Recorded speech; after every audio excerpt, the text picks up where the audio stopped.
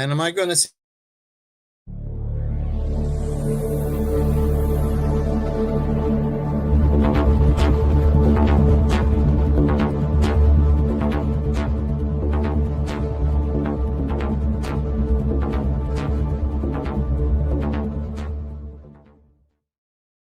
Hello, folks. Welcome back to World War II TV and the second of a double bill today, but you do have 3 days off. I'm not now back till Tuesday, so you've got some time to recover and catch up. But anyway, Allan Converse is yet another viewer turned guest historian and is here to talk about the British 50th Tyne-Tees Division in Normandy, a unit we have discussed a little before, but not for a while, and definitely deserving of a dedicated special. If you're new to the channel, don't forget to click like and subscribe. All the information you need is always in the description below. I knew you'd be in the sidebar, Colin, the 50th Division. Maybe there'll be a mention of the DLI. Who knows? We'll see what happens later on.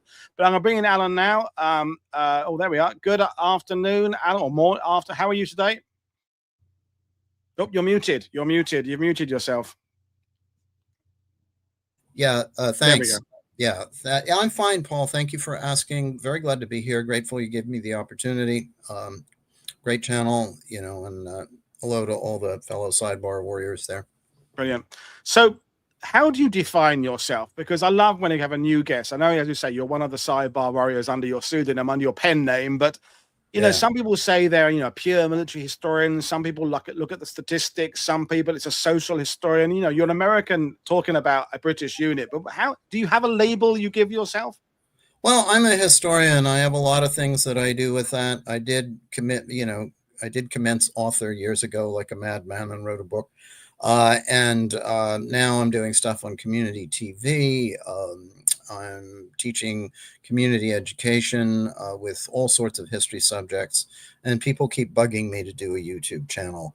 So, you know, I wouldn't recommend it. It's a lot of work. No, I would recommend it. It's lots of fun, but yeah. Yeah, right. I would keep it simple, but yeah, I'm a historian. What the hell? Unemployed, of course, but that's the par for the course for historians. Yeah. Well, we'll bring up your PowerPoint. So, folks, there is a lot of text on Allan's slides, which you can look at later on. You know, a lot of you often say you come back and watch it later on and you know, and freeze frame and take the information away. But the text on the slides will probably kind of offset some of the questions, but that doesn't mean we don't welcome questions. But I'm going to hand over now to Allan to take us through the story of the 50th Division. Bit of background about how they got to Normandy, but over to you, sir. Okay, well, great. Thank you, Paul. Yeah, this is our top slide here. That's the on the left. That's the famous emblem the 50th used in World War II. They had a different one in World War I. This was designed early on before they went to France in 1940, and that's TTH, Tyne-Tees and Humber, or Umber, perhaps, which is the 3 rivers that flow through northeastern Britain, and that represent the regiments which made up the division. And on the right there, you see the division moving up on 6 June. This is according to the IWM caption. Most of the photos here are from IWM. It's the village of Saint Gabriel, which would mean this is 69 Brigade, either 6 Green Howards or 5th East Yorks. Both of which were assault battalions that day. So now a little bit about, you know, you can't talk about the 50th without talking about where it comes from. And that's the region which is sometimes known as Northumbria, or just the Northeast in Britain. And it is its own regional peculiarities, as did many regions in Britain at this time. I mean, the regional differences in the country were much greater than you know, 80 odd years ago than they are now. You know, different brands of cigarettes, different brands of beer and all that, you know, and very pronounced accents and dialects. I mean, I've heard some of the tapes at the IWM from some of these guys, and I have to play them back, you know, because the area has a very distinct history, character, and a popular image, which is all its own. I mean, the people there are known for it's a very strong working class culture there. The people are known for robust attitudes. And we're talking about northeastern Yorkshire, you know, Durham, Northumberland, Geordies and Tykes. You know, a Geordie is a guy from Durham and Northumberland, a Tykes, the guy from Yorkshire. And the soldiers had a reputation in the British Army for toughness. right? And for toughness generally. I mean, and, there's three of the emblematic people from that region. Big Jack Charlton, who needs no introduction. You all know him. Robust, but sometimes surprisingly warm, as Paul McGrath found out. And the first Northumbrian I knew as a kid was Andy Capp. Yeah. Was created by, he's a war veteran, Andy, as he was created by a war veteran, Reg Smythe. Hangs out in the pub and wallops a wife. But on the right there, that's a woman I actually got to know. That's Maureen Lippman, who's from Hull and is one of the most forthright, outspoken people I have ever encountered. And this is characteristic of the area. So these characteristics form the original units of the division. And people who come in much later in the war, after a lot of the originals are gone, say that they are still preserving a lot of that attitude. That the originals really give these units the character that lasts to some extent for a remarkably long time. It's still there on the eve of D-Day, though it's been heavily diluted. Now, the division has a long history. It was formed before First World War as the Northumbrian Division of the Territorial Force. They go to war in 1915. Their first commander, by the way, is Baden Powell of Boy Scout fame. Odd conjunction, isn't it? But they go to war in 1915 as the 50th. They're pitched right into it at the horrible Second Battle of Ypres.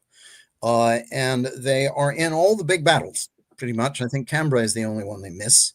And they're never one of the famous assault divisions of the BEF, like the 47th or the 18th or 30th or anything like that, but they're always there.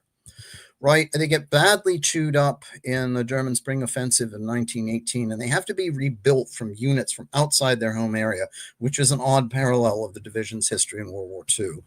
Now, in 1939, the division's mobilized again, and it's mobilized as a motor division, which is only 2 brigades. It was an odd experiment that didn't work. And they're also doubled in size, so they get a duplicate, the 23rd, and they both go to France. The 50th goes first. And in France, just on the eve of the German invasion, a 3rd brigade is sort of slapped together at the very last minute and thrown into it. And they're in it up to their neck in 1940. They participate in most of the big major engagements of the BEF, most famously the Arras counterattack, and then the defense of the Canal Line and the defense of the Dunkirk perimeter. And they're under the command of Gifford Martel there on the left, who's quite a character. He's a pre-war tank advocate and a bit of a loose, squeaky wheel. But the division does remarkably well under him. All things considered, I mean, they suffer serious losses and they've got a lot to learn, but they fight hard. They go back to Britain, they're reorganized and retrained. The 23rd Div's broken up, and 69 Brigade, which had been in it, and which is originally a split off from the 50th, gets put into the 50th. And in 1941, after training and reorganization, they go out to the Middle East. And for a while, they're in Iraq, which the men absolutely hate. They can't stand the locals. And then they go for a while to Cyprus because that's threatened by the Germans after the fall of Crete. And eventually, early 42, they go to 8th Army and they participate in the Battle of Gazala, which is somewhat traumatic because an entire brigade of the division is wiped out. Well, essentially, 8th Army sits there and does nothing. All sorts of excuses can be advanced for that, but I don't accept any of them. So the division has to break out from a near encirclement by the Germans. They're engaged again at Mersa-Matruh. And there, again, it's more command malfeasance. They're caught in motion by the Germans and just severely cut up. And there's not much of the division when they get back to the Alamein line. But units of it are shoveled into that battle, the first Battle of Alamein anyway. But they're almost broken up after that because they're so depleted. But the decision is made finally to reorganize them. That's William Ramsden, who commanded the division at Gazala and Matruh. He later becomes a corps commander, not a very effective one, and he's sacked by Monty, of course. Now, the man who reorganizes them there on the left, that's John Nichols, Crasher. He reorganizes the division, really sticks up for it, and they do play a part at Second Alamein in their reorganized state. and especially in the final assault supercharge. And from there, the division goes on to participate in the Tunisian campaign. Now, this is, again, a bit of a trauma because the division is made the spearhead of Monty's attack at Marath across the Wadi Zigzag, and this does not work. And the assault brigade 151st is just severely chewed up. And the later on afterwards, Montgomery blames Nichols and the brigadier of 151, and they're both sacked. But really, the fault is in the plan. It's absurd to make a single brigade the assault spearhead for all of 8th Army. That's just mad. And Montgomery loses a lot of his popularity in 50th Division as a result of this, which is an important matter. Yeah. But after this, the division is reorganized for many reorganizations in the 50th. They get, for the Sicilian campaign, a division from the 56, which is new, is loaned to them, 168 Brigade, Londoners, and they participate in the Sicilian campaign, particularly at the famous fight for Primasole Bridge, which is an eerie prevision of Market Garden. Yeah. And, so same plan, same mistake, same result. Except Colin's grandfather did exceptionally well there. He was the one bright spot. I was saying that, otherwise will come and thump me. And just before I did interrupt you there, Trevor Sheehan was adding a little bit about Tunisia, our resident Tunisia expert, saying that the reinforcements at the Battle of Mareth were coal miners from Wales. So it was thought correctly they would have had a shared culture. So already they're starting to get people from outside of the Northeast. That had started right away after Dunkirk. Even they took in some reinforcements from Scottish battalions who also adapted well. See, if you bring the guys in gradually, well, there's enough of the corps originally there, you give them all time to train together and get to know one another, then this can work, right? John Mogg, later CEO 9th DLI, said he found that, as soon as guys put up the bugle horn for the DLI, they became Geordies, Yeah. Or they can if they're given time and brought in. But that's the commander there the man who led the 50th in Normandy is Sidney Kirkman, who is a great favorite of Montgomery's. He commanded artillery at Alamein, was chief gunner of 8th Army. His experiences with the 50th in Sicily are a bit mixed. I mean, he's he detects that in general, he finds that tactics and performance satisfactory, but he finds at times that there's some, what they call stickiness, right? The units are starting to tiptoe, and they're getting a little more reluctant to take risks, which, considering how much the division had been through at this point, is understandable. Yeah. And Montgomery knows this, right? And he's very well informed about what's going on in all his divisions. And after the Sicilian campaign, he writes home and says, the 50th is tired, 51st is tired, 7th Army, they need to come home, right? He's sent Montgomery, he's a strange individual, but he's sensitive, very sensitive to these human considerations in his outfits, right? He understands this. Now, there's another organizational change. 168 Brigade after Sicily goes back to 56th Division for Salerno, and a new brigade comes in, another one, which is 231, the Malta Brigade. You had a wonderful program some time ago about Malta Brigade in Sicily, and they've done brilliantly there. They do a little landing in the southern Sicily on one of these operations, which is totally forgotten except by the guys who were there. And they're added to the 50th.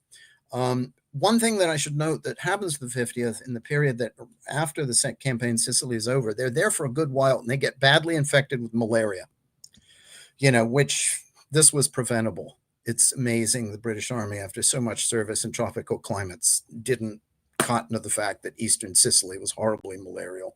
But anyway, that's an important consideration. Now, some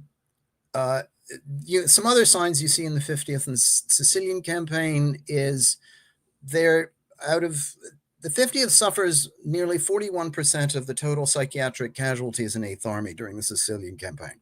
Now, this is another symptom of the kind of tiredness that Montgomery is talking about. Yeah. right? And there's another one which you need to do a program on if you haven't already, which is the Salerno Mutiny, right? This happens, of course, at Salerno when the things are really back to the wall. There's a hurried call for reinforcements that goes out, and the reinforcement organization in North Africa, which is not under Montgomery, but under other people, just rounds up a bunch of guys from 50th and 51st and essentially lies to them and says, oh, you're going back to your units. But they're just dumped at Salerno as reinforcements for outfits they don't know. And over 100 veterans of 50th Division refused to be reassigned, and they just sit there. And of course, this mutiny is suppressed, and these guys are put on trial and so on. It's a huge scandal, right? And an example of terrible man management. I mean, Montgomery says so. So does everybody who's acquainted with this case in senior positions. McCreary of 10th Corps thinks it's a horrible mess, and what's his face? And Douglas Graham, by the way, who commands 56th Division at Salerno, he's mixed up in this. And of course, he later goes on to command the 50th, right? Now, for various reasons having to do with shipping and other considerations, the 50th doesn't leave Sicily for a long time. They had plans for a remedial training program to make up for the problems detected in Sicily, but because all their equipment and transport is taken away, preparatory to leaving, right? They're just sitting there doing not very much for quite a while. And they finally go back in November and they go on leave. And you have some funny things start to happen after that, which is you get rumors that the division is going to be disbanded, right? That they're going to be let go. Why this got started, who knows? But these rumors, and later on a rumor that, oh, we're just going to do the landing. Oh, and then we're going to be brought home. How this gets started, I don't know. But these rumors spread quite far up the command chain. Even a Lieutenant Colonel of 6 Green Howards, Robin Hastings, believes in it. And, and how on earth, I mean, I know a guy who studied the 50th for years, and he believed that this was true. I have never seen a single piece of paper to justify this, and it doesn't make sense, frankly. I mean, Montgomery brings these veteran divisions back for rest, but then they're going to have things to do because the Army's manpower is really tight. These guys are tired, but we'll have to use them anyway, right? And when the division is reassigned early in 44 from the follow-up role, which they're initially for, and now they're going to replace 49 Division in the assault role. Montgomery wants an experienced outfit for this. This is very unpopular, right? And there is an increase in desertion and absent without leave and so on. I can't track down the specific reference once, but apparently when Montgomery visits the division on one occasion, he's booed. Yeah. This is pretty damn serious. Well, I mean, there's a conversation, a sidebar, and thank you, Colin, for joining in, because Colin's, pretty much a student of the DLI, and and Andreas asked, but I thought Monty was popular with the enlisted man, and Colin said not necessarily in the 50th Division, certainly not in the DLI, and you mentioned about possibility of a future show, and the only person I can really think of who's talked about this sort of wobble within the British Army is Jonathan Fennell in his books, and he's he's also written about the New Zealand mutiny in 44, and that because it's interesting because the Americans sort of had that same issue maybe 6 months later. It was sort of the winter of 44-45 when the US in the ETO was having its big morale and desertion problems, but the British seemed to have it. And Duke forces like a year earlier, and it's completely understandable. The studies that done since the war. I mean, it's what you see in veteran divisions. I mean, by this stage of the war, you've got both in the British and to some extent even in the U.S. Army, you do have divisions that are starting to get touchy and introverted and tough to handle. The U.S. First Division is the same thing. When Clarence Huebner takes over from Terry Allen, he really has to crack down. He has to kick them in the rear and say, quit being sorry for yourselves. You've got a job to do, whether you like it or not. Yeah. And you do see that the 50th has to be handled carefully to get the best out of it. Yeah. Right? And I think it increases when the tail of the British and American armies gets bigger, because when some of these units are going overseas in 1940 and 41, there isn't much of a British army behind them. There is a feeling that that's all they've got. But later on, and that, this happens with the build up in England, is that you've got fields and fields of troops that haven't seen combat all over the UK. All the people that we know are integral to the war effort that was coming on, the Royal Army Service Corps, the REME, the logistics. But if you're Tommy that's been at the front since 1940, that's going to make you a bit pissed off if you see all these guys who kind of, to use the old quote, haven't got their knees brown yet. I think that would add to it. You do hear this in the 50th, and this thing is like, why does it always have to be us? Why can't look at all these guys who've never struck a bat? Why does it have to always be us? Fling him in Monty. That's what some of them called him. I mean, their attitude is split. On the one hand, they know that, he's not incompetent, and they're always going to have all the firepower and support they need. But why does it always have to be us? Right? Yeah. But of course, it's not always. We'll see there's changes in the composition of the division, which are important. Now, there are also changes in command. I mean, one of the things that by now Montgomery has a pretty good handle on appointments in the armies he commands. And of course, he's got the War Office now with Brooke and everybody on his side. So he can't govern all appointments, but you can detect his influence even down to battalion level. Right. I mean, Douglas Graham there in the upper left, he's the new commander of the division. He takes over in January, and he's a very interesting guy. I mean, another of these, so many of Montgomery's commanders are practically unknown because, they were all in the shadow of the Sun King. Right. And Douglas Graham's interesting. He's an old contemptible like Montgomery. He went to France in 1914 with his battalion, the Cameronians. He's a Highlander, but the Cameronians are a lowland outfit. But he goes with them in 1914. He has a great First World War. He wins I think he gets a military cross.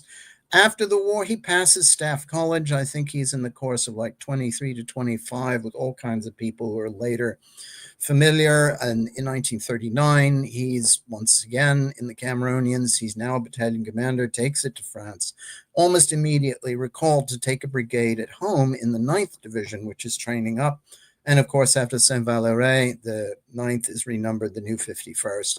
And he leads his brigade in action all through Alamein and Tunisia, has a fine record. I think he gets another decoration when he goes forward at Alamein to make a personal reconnaissance of position. This is a brigadier doing this. He's getting right up front. So he's an interesting combination. I mean, he's a great rep as just a pure fighting soldier, but he's also staff trained, and he has a feel for the human side, too. I mean, he sees the Salerno mutiny at first hand, so he knows what kind of outfit he's going to be taking over here. Oh, and he's this stumpy little guy, broad-shouldered with a nose and profile. It's like a battleship's prow. And his army nickname was Noisy.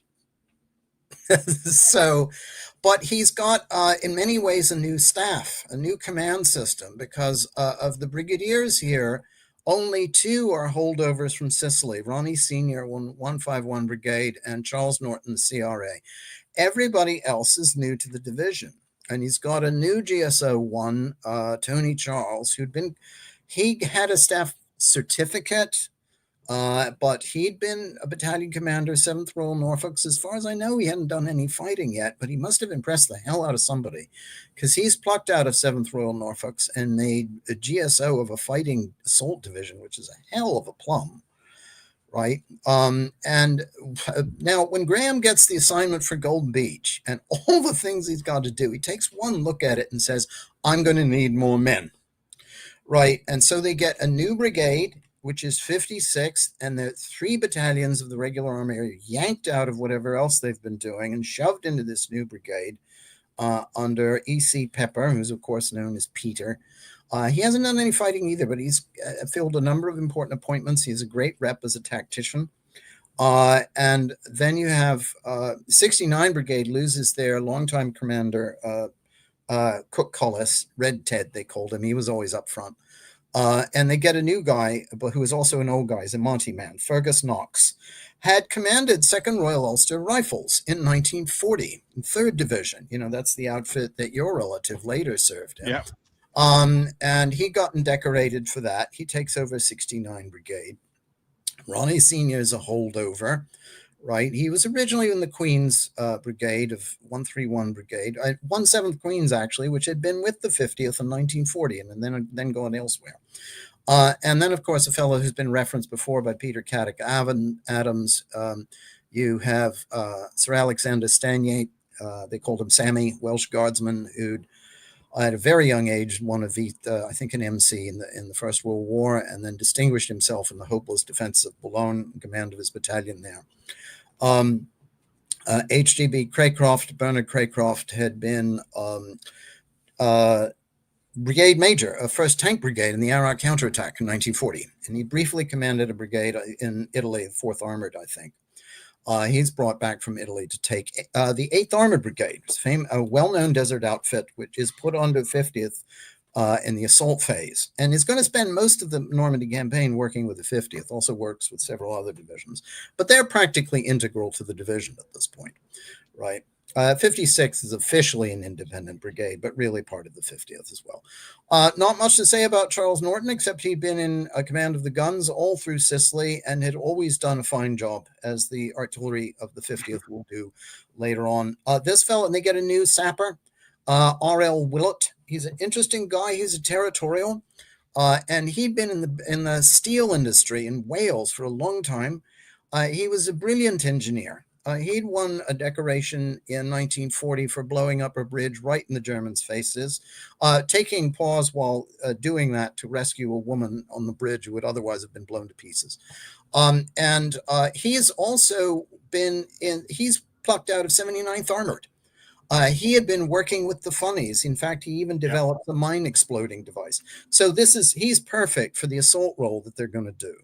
So, and just worth jumping in, Alan, and just reminding ourselves yet again that the definition of a veteran division or a green division or veteran leadership is just basically bullshit. In that a unit like the 50th is always evolving. It's absolutely it's a phoenix in many ways from 1940 to 44, where it kind of gets, you know, burnt to the ground and then reinvents itself. It's changed its subunits, it's changed its, but yet it keeps on going. And I think that's absolutely the case here. That is when we, you know, when the lazy authors just say this division was the veteran one, this division with the green one, it's never ever the full story. No. And but in terms of command appointments, you see this right across Second Army. What Montgomery is, with the War Office at his elbow, is doing is mixing it in, you know, bringing in fresh blood, moving out guys he thinks might be tired, but some of them might still have something to contribute, so they go to the new divisions, right? This is what he's doing. I mean, it's kind of like what Wellington did in his armies, mixing experience with inexperience side by side to get the best out of both, right? You know, moving ahead. Now, you see this even down to battalion level. The battalion commanders are turning over in... These are just the guys in the 2 assault brigades, and all these, except for Nelson Smith of 1st Hampshires, this is 169 Brigade on the left and 231 on the right. They're going to be the assault brigades. Except for Nelson Smith, all of them have come in to their outfits from the late stages of the Sicilian campaign onwards. And Montgomery puts in, by the way, he puts in an age limit on battalion commanders. I think they have to be under 45.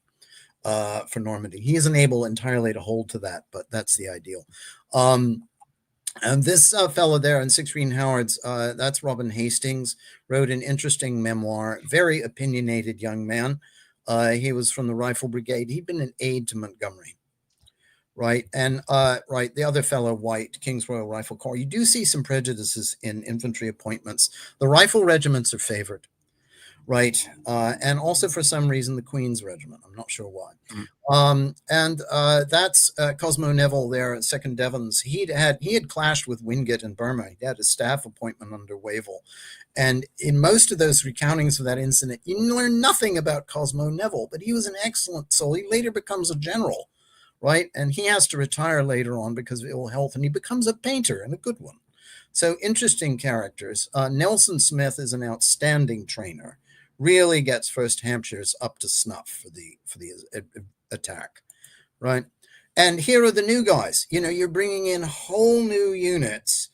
These guys have never struck a bat. Now, some of them have. I mean, the 2nd Essex, they'd been they'd been with 50th in 1940, but had been in Britain since. Right there, they are. They're these outfits from 1940. They've turned over hugely, so they're practically new to the game, right? 61 Recce, recently formed outfit. 2nd Hertfordshire's. You had a good program about the beach groups. Yep. Here they are. Right, 147 Essex Yeomanry Field Regiment RA. They're attached to 8th Armored Brigade, an outstanding outfit. Right. It's important to know that they're raw, they're green. These guys have been training for years, and every year the training syllabus gets changed and improved. In terms of the training available for guys in 1940 and 44, there's no comparison.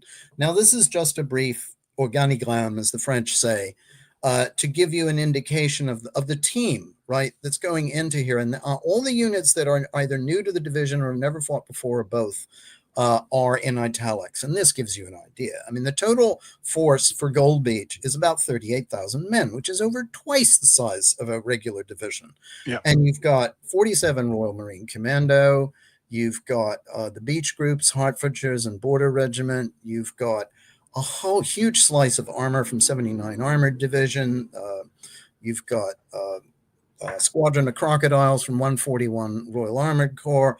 You've got lots of guns. The whole ambition of the plan is to get as much armor and guns ashore as possible. The Germans are going to counterattack. We know this. We've got to have armor and guns.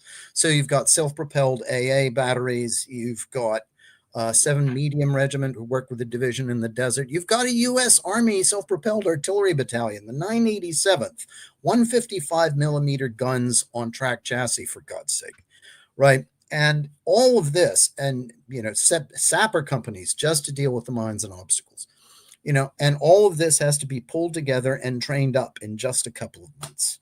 And Trevor Sheehan said in the sidebar there, in his humble opinion, the lack of combat experience can be largely overcome with excellent training. I know you're going to get onto that later on, but imagine the discussions at these O groups. You've got people who've been through all of the amphibious exercises in the UK and adopting all those latest practices from the Royal Navy. You've got the guys who've been in Malta and Sicily giving all their experience of what it's like at the front. You've got the people from the rifle regiments, people from the gunners, all coming together. I mean, it would be almost impossible for these ideas not to just bounce around in those environments, so that you get the best of it. And again, as you're saying, Montgomery, who gets a fair bashing at times, and he's his own worst enemy, but he is pulling these units together with a blend. It's a blend of different qualities. Yeah, the intention is to get the best out of both, the best of experience and the best of the energy that the new men can bring. Right. And finding the men is not easy. As we've said times before here, that the manpower pool of the British Army is shrinking, right, with all sorts of demands. And it's reckoned in divisional history says that probably of those 38,000 men who went ashore on Gold Beach, only about half really had battle experience. And if you look at some of the battalions that had come back from the Med, only a small number of, relatively small number of those who come back in 43 had gone out with those units in 41. I think in 50s Yorks, it's only about 100, had been through the whole desert campaigns. Everybody else had come in as a reinforcement in the Mid. They are battle experienced, but they're not original. And what you also have to do, even among the guys that come back in 43, is you have to do some weeding. Because the officers, the padres and the medical officers in particular, know who's getting past it, and these guys are going to have to be weeded out. I've seen some of the war diaries. I think it's 6 Green Howards takes in early in 44. They take in over 100 reinforcements, which means that many others are being shifted sideways. That fella there on the 9th DLI, Private Henry Pinch, he was one of them. I mean, he comes back with his unit. He'd been with it in Tunisia and Sicily. For some reason, I don't know what, he gets posted to a camp somewhere and spends the rest of the war as a clerk. Right? Those who can't fight can still do a job, right? But veteran does not necessarily mean that you are still an asset, right? Because this psychiatrist for both the U.S. and British armies did studies of this, and they reckoned that men were good for only so many hundreds of days of combat duty. And by 44, a lot of these guys are hitting that ceiling, right, or close to it. And they have to stretch the manpower categories to find the reinforcements. And the need for officers is particularly sharp. This is why you have the Can Loan program, which I hope you talk about also, which is several hundred of Canadian Army officers who are surplus at that point anyway, to Canadian requirements, are assigned to the British Army. And these guys are an outstanding group, by the way, and they work very well in the 50th. They get along great with the men. There's no social barrier there as there is with the British officers. But you have even odder people. The DLI, one of the DLI battalions, is an officer from New Zealand. God knows how he got there. The King of Norway, Håkon, is honorary colonel of the Green Howards, so they get some Norwegian officers. And there's even there's a couple of Australians, and I'll introduce one of them. That's Joe Gullett, who was a major at this point. He had an outstanding combat record with the AIF. He was the son of a cabinet minister, and he's one of a group of Australian officers who is signed as observers for this campaign, and he's given a job in 7th Green Howards. He eventually becomes a company commander. Right, I have more to say about him later. And as to, and that's Jeffrey Pico in the upper left. He's one of my favorites. Wrote a wonderful memoir. Great book. Yeah. Yeah, and modest, unassuming guy, always smiling, right? And he's from the Channel Islands. He starts out in the Pay Corps, and then he's assigned to the anti-aircraft artillery. And then one fine day, early in 44, to his absolute stupefaction, he finds that he's been reclassified and made a mortar platoon commander in 1st Hampshires, and there are many stories like this. This guy, I mean, when the 50th goes to France in 1940, they leave their immatures, as they're called, that is their youngest personnel, behind to train up and fatten up, but they don't do that in 1944. This guy, Frank Rozier, he's, I think, only 18, right? 2nd Gloucesters, he's going, right? There's a guy, sergeant in the Hampshires, who's on Gold Beach. There's all kinds of rubbish flying around, and he looks up, and there's this big, heavy set, not terribly young soldier next to him, and he recognizes him. He said, this guy was, Bellows is an old regular. He says, this guy was in the band before the war, and now here he is, he's a rifleman, right? So they're stretching it.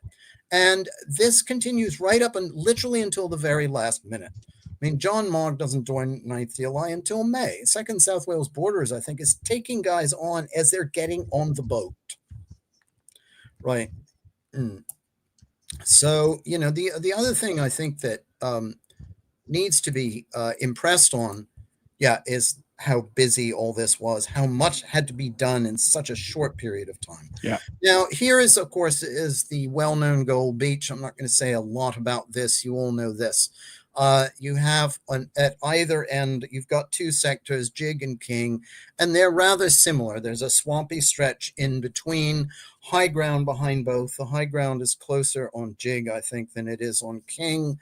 And the objective, of course, is to get off the beach and get to that high ground as quickly as you can. And you've got coastal batteries at each end, Montfleury and Long, with larger guns that can really hurt the landing craft and the ships at sea. And behind the beach, you have field batteries with field howitzers, 100 millimeter Czech. And along the beach, you have the Widerstandnester with the usual machine guns and anti-tank guns. At Le Hamel on the west on Jig, you've got a big emplacement there in that sanatorium with either an 88 or a Belgian 75. I'm not sure which. They still argue about it. And at La Riviere, On the other end, down near Vers-sur-Mer, again, you've got an 88 and a casemate. So, and inland, you have a mix of 352nd and 716th Divisions. And there is a reserve force, which is a couple battalions of the 352nd, the Kampfgruppe Maya. So that's the story there. Now, the enemy. This is more Nils Heckmann's territory, I think. And you had a good program about 352nd Division. I lost my screen there. But the 716th is a standard Bodenständige division, men from older classes, and they've been stiffened with a couple Ost battalions of variable quality. Not great troops, perhaps, but they are in fortified positions. They have a lot of weapons, right? And in the pre-assault briefings in the paperwork, it says, they tell the guys that, but they say, don't think that's going to make it easy. These guys are going to fight. Because this is not going to be easy. Don't assume that it will be just because they're a low-grade outfit, right? And of course, you have the 352nd, good average outfit, not elite, but average, acceptable. They're mixed in on the western flank with the 716th. And then later on, not long after the landing, you have other divisions, mobile divisions, move in. I mean, of course, the famous Panzerlehr, their main asset is they're very well equipped. Up to strength. They're new to action, actually. They haven't done much before, but they've got good cadres. They've been raised from demonstration units. Bayerlein, the commander, is a mixed bag, bit of an egotist, but he has seen action. 12th SS, I'm not going to talk about because they've been well covered by Phil Blood and others. 2nd Panzer, which comes in later, also they have a great commander in von Luttwitz. Very experienced outfit, but they've been badly chewed up in Russia not too long before. And then you have two infantry divisions, 276 and 326, which have been raised in France, kind of from bits and pieces. Von Badinsky complains that his men come from all over the country. Many of them are from the Eastern Zone, Wehrkreise 21, and they're Volksdeutsche Poles who have been unwillingly classified as Germans for conscription purposes. 326th is fairly similar, somewhat better than the 276th.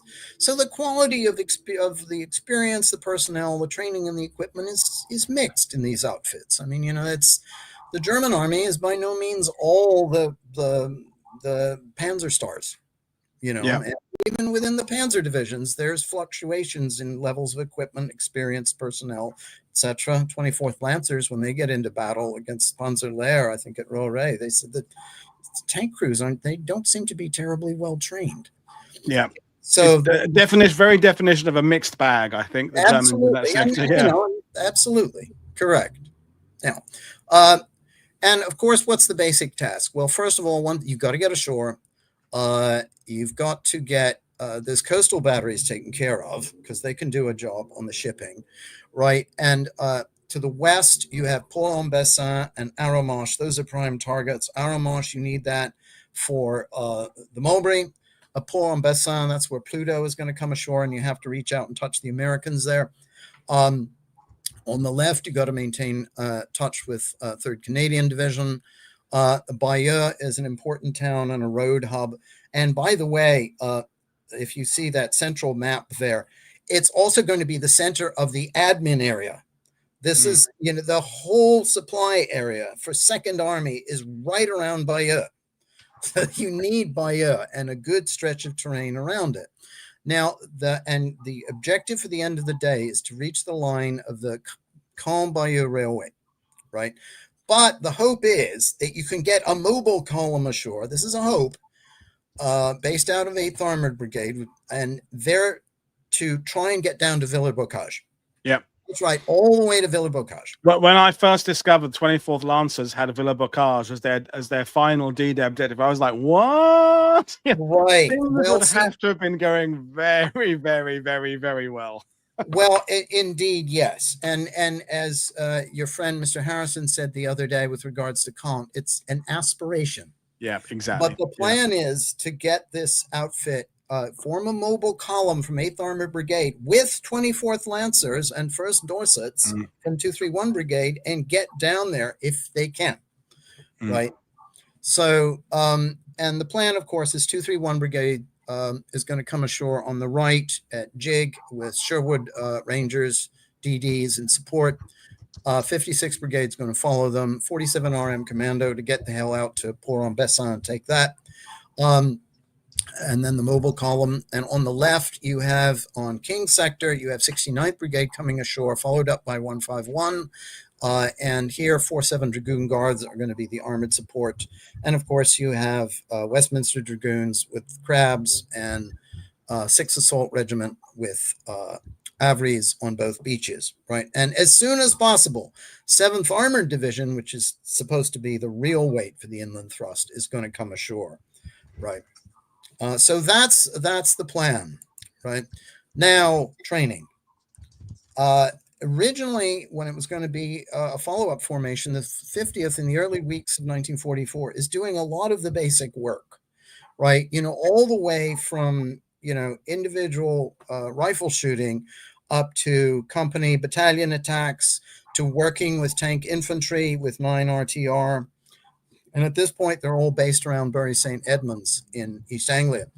And the change in the assault role throws that out the window. Now you have to concentrate on amphibious work. And of course, there's a lot of what we call in New York fetching in the 50th about this. Oh, we've done these amphibious things before. No, new techniques, new tactics, new weapons. You know, they've been learning from Alerno, from Anzio and Salerno. And by the way, they one outfit, at least, I forget which one, actually sees a film about Anzio and Salerno to say, okay, you know, so these lessons are being dinned into people's ears.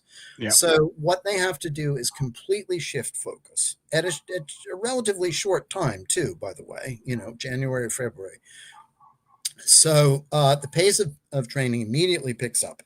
And the assault brigades, 69 and 231, they go up to Achnacarry, and they're put through an abbreviated sort of essentially commando course at that famous location. And some of the follow-up brigades, because their role is not going to be assault, they get to do a little bit more basic work, including, I think, in 56 Brigade's case, even a little bit of street fighting drill. Because they're going to be following up. They're going to be attached to 7th Armored Brigade. They have to learn how to function as motor units. So, and the artillery even has to learn. They're supposed to be firing on the run-in. Several of the artillery units are self-propelled. 90 Field Regiment has to convert from towed to self-propelled, which is a different story. And they have to learn these run-in shooting techniques, which means that suddenly they have to become naval gunners. Right? You're moving. Your gun is moving in 3 dimensions. And finally, when a lot of this is done, or at least partly done, you move down to the New Forest area to start on the major amphibious exercises. And there are at least 2 of these. These are by no means the only training exercises, but they're done in sequence, brigade by brigade, and then the full division exercise Smash in April, and followed early in May by Fabius. Right? And these exercises are well known, well covered. That's some of the tanks and things coming ashore in Fabius. And all the units are learning new stuff all the time. And a lot of the vital equipment gets to units surprisingly late. Right? I mean, when 47 Dragoon Guards and 8th Armored Brigade is practicing in Fabius the DD techniques, initially at least, they're working with Valentines. They don't even have the DD Shermans yet, right? And, you know, all sorts of new stuff is coming in at the last minute. I mean, I 141 Crocodile Regiment, the 141 RAC, they're working, they've barely started to work out their tactics. I mean, there's this great story with Andrew Wilson, his wonderful book, Flamethrower. He's in Normandy in the first days, and he asks his commander, like, what's the form? What do I do? And he says, never mind, just get in there and flame. You know, a huge amount of new stuff to learn. Yeah, I just want to throw in to the viewers, I put this link in there to a fantastic Facebook page about the 90th Field Regiment run by Chris Woofenden, who's an old friend of mine, another Geordie. And it's incredibly good because it's lots of graphics. He's a graphic designer, so he puts all the information really easy to read. So if you're a Facebook user, I really recommend signing up for that page and getting it. He's doing a day-by-day Normandy, so he's on the the 27th of June today, and he's done some fantastic work. I'm going to go and invite him. He was on the channel on the original D-Day broadcast back in whatever that was. But I haven't invited. I'll invite him back again. So that'd be a great one. But sorry to interrupt. 90 Field Regiment, they're interesting because they're actually a London regiment. They were originally in 56th, and they were given to 50th for Sicily, and they just stay with them for the rest of the war. Now, in the last weeks before they're about to go, you get the visitors, right? And the big muckamucks come down. I think the king had visited them early in the year. And I like what Phil Blood said. This was quite true, I think, is that the king was actually more popular than politicians with the ordinary soldiers, right? Because he's not a politician. He stayed in Buckingham Palace. They've bombed him. He's all right, and they get, of the visitors they get, the one they like best is Eisenhower. Yeah. Because we all know Eisenhower. He's very human and direct. He never stands on ceremony. He talks to them and he says, your outfit has a great reputation. I'm absolutely confident that you guys are going to do the job.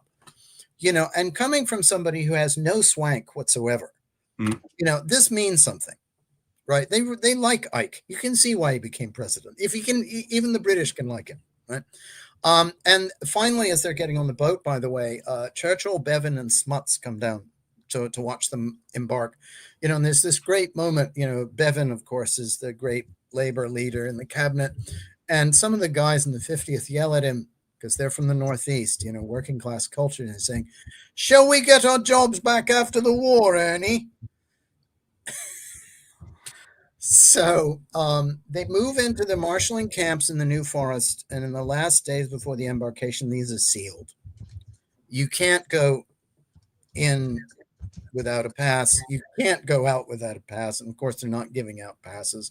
And for some of these guys, this is maddening because they can look through the wire and see ordinary life going on just beyond the wire. And it's like we're prisoners practically. And the boredom is terrible. They're just sitting and waiting for the weather to be good there, right? And they're trying to amuse themselves with sports, with football and boxing and everything. And the food is awful. Yeah. Alan Moore, had the war correspondent, was there. He was with the 50th, right? And he just says that the mood was atrocious, nothing to do, and this wretched food. And you have a last outbreak of desertion and absent without leave. I mean, the division has 85 court-martials in the month of May. Now, most of these are the cases of this. Most of this so-called desertion is short-term. Lots of guys who are trying to just get away to see the family at the last minute. Not always. And there's some ugliness. There's a case where a unit of 56th Brigade, he moves into a camp that had been used by 151, and they find a booby trap in there. So somebody is really pissed off to be leaving booby traps there. But the way the division handles this is interesting, because a lot of these guys, when they're apprehended, they're being told in no uncertain terms, you're going, whether you like it or not. Now, you're not going to a glass house. We're not going to do you that favor, right? And the colonel of the Hampshires, Nelson Smith, he goes up to a bunch of them and says, "Look, you guys behave yourselves in the landing, and this won't be held against you." Right. But there are cases of guys who were brought aboard ship under guard. So, not very many, but, this is the idea. This is being held over. We're going to deal with this, Green of the 60 LI says, you're not pulling no wool over my eyes. We'll deal with you at a later date. But it's worth just reminding ourselves, because we're in that culture of everybody who donned a uniform is automatically a hero. They all wanted to bring freedom to the world. Everybody's a good sort. And, we're not saying that 99% of the British and American armies isn't that, because of course it is. But it would be wrong to not appreciate the fact there are people who are trying to get out of this and deserting, and sometimes it's based on PTSD, and sometimes it's just because they don't want to be part of it, and we just have to accept that. It's all strands of human life are in the British Army in 1944, good eggs and bad eggs, and I think we're in this culture, everybody being a hero who wants to go to war and win a gallantry medal, and it just wasn't like that. No, and every unit has its quota of rat bags. Yeah. And, also you got to remember is that the guys who'd done the job fine for years are getting a little tired of it. I mean, Stan Hollis, God bless him, VC, 6 Green Howards, he said later he would have been very glad not to go. Yeah. And this is a guy who his CO, Robin Hastings, said Stan Hollis seemed to be personally dedicated towards winning the war, and he says he would have been very glad not to go. So you can imagine how other people felt. But in the last days, just before they get on the boat, they're all summoned into the tents, and the whole thing is laid out for them. The bogus names are removed. They're told what the target is. You're given your specific tasks, and you're told what kind of support you're going to get, from the air, from the ships. And there's a noticeable rise in confidence. They're not happy to be going, but they look at one another and they say, yeah, we can do this job. Yeah, this is going to work. I mean, George Wood, who takes over from his malaria sick colonel in 6 DLI, he goes around to the officers and, there's a feeling of confidence, right? They know it's not going to be easy, but, Wood says, this is a good team. We trust one another. So, I mean, in some ways, I think that in the 50th, or at least among the veterans, it's like, okay, we'll grit our teeth and get this done, right? And then they put a bit of an edge on it. We hate doing this, but by God help those Germans, because we're going to mow the bastards down. Channel that anger across the channel to the enemy. Yeah, exactly. Yeah, I think that's what happened. Certainly, Stan Hollis. Now, I'm not going to talk a great deal about the stories of the actual assault itself, because first of all, they've been well covered on this channel, and I urge people to look at the programs by Peter Caddick Adams and Ben Main about Gold Beach. They both did a wonderful job. And 231 Brigade, of course, comes in on the right at Le Hamel, and they have a really troublesome landing at first because of the tides. The supporting fire from the sea and the air does not do nearly as much as had been hoped to knock out enemy positions. They at least keep enemy heads down during the run-in, which is one thing to be grateful for. And the tides sort of push the assault waves around. They push the assault waves further east than had been intended. And when the troops touch down, 1st Hampshire's and their supporting armor on the right are enfiladed by those German positions at the sanatorium, by that big anti-tank gun and that big Widerstand Nester 37 there. And they really get shredded. And they lose a lot of their officers in particular early on. And there are problems with the supporting armor. The D-Days can't be launched because of the tidal action, and they have to be brought in later. So, and the Avries and Crabs get hit hard by this anti-tank gun. But what's interesting is that this doesn't stop 231 Brigade, because the Dorsets and Devons come right in, and Hampshire's crawl ashore, and with the Dorsets, with the company of the Devons, they get into Le Hamel and they start working their way through it with the help of the funnies and the DDs when they get ashore. And they're fighting there all day, well into the afternoon, before they finally put these positions out of action. But the Dorsets and the rest of the Devons press deep inland. They swing south and right up onto the high ground. This was what Peter Caddick Adams was talking about. 47 Royal Marine Commando lose some of their craft, get swamped or hit when they're coming in. They lose a bunch of men and even more, practically all their heavy equipment, but being Royal Marine Commandos, this does not stop them. They rally ashore and they just go to town. They press far deep inland like an Indian war party towards Port-en-Bessin, right? The real problem on this beach is that because of the holdup with enemy fire, and also because of the peat that's there, you had a program about the Royal Navy guys who were investigating that. Yeah. it's very, vehicles are getting bogged, and they don't get nearly as many exits open for the inland advance as they would like to. And this is going to have a knock-on effect with the rest of the divisional plan. But by the end of the day, they've got Aramos, right? And 47 RM Commando is on the edge of Port-en-Bessin. They haven't formed that mobile column, though, right? Because 24 Lancers can't get ashore. And that's because of the holdups on Jig. Now, King is a similar story, but a smoother one. 5th East Yorks come right in under that nasty Widerstand Nest 33 with an 88 there. An Havre blows up right in the midst of the left-hand assault company. And the left companies are pinned down by this terrible fire.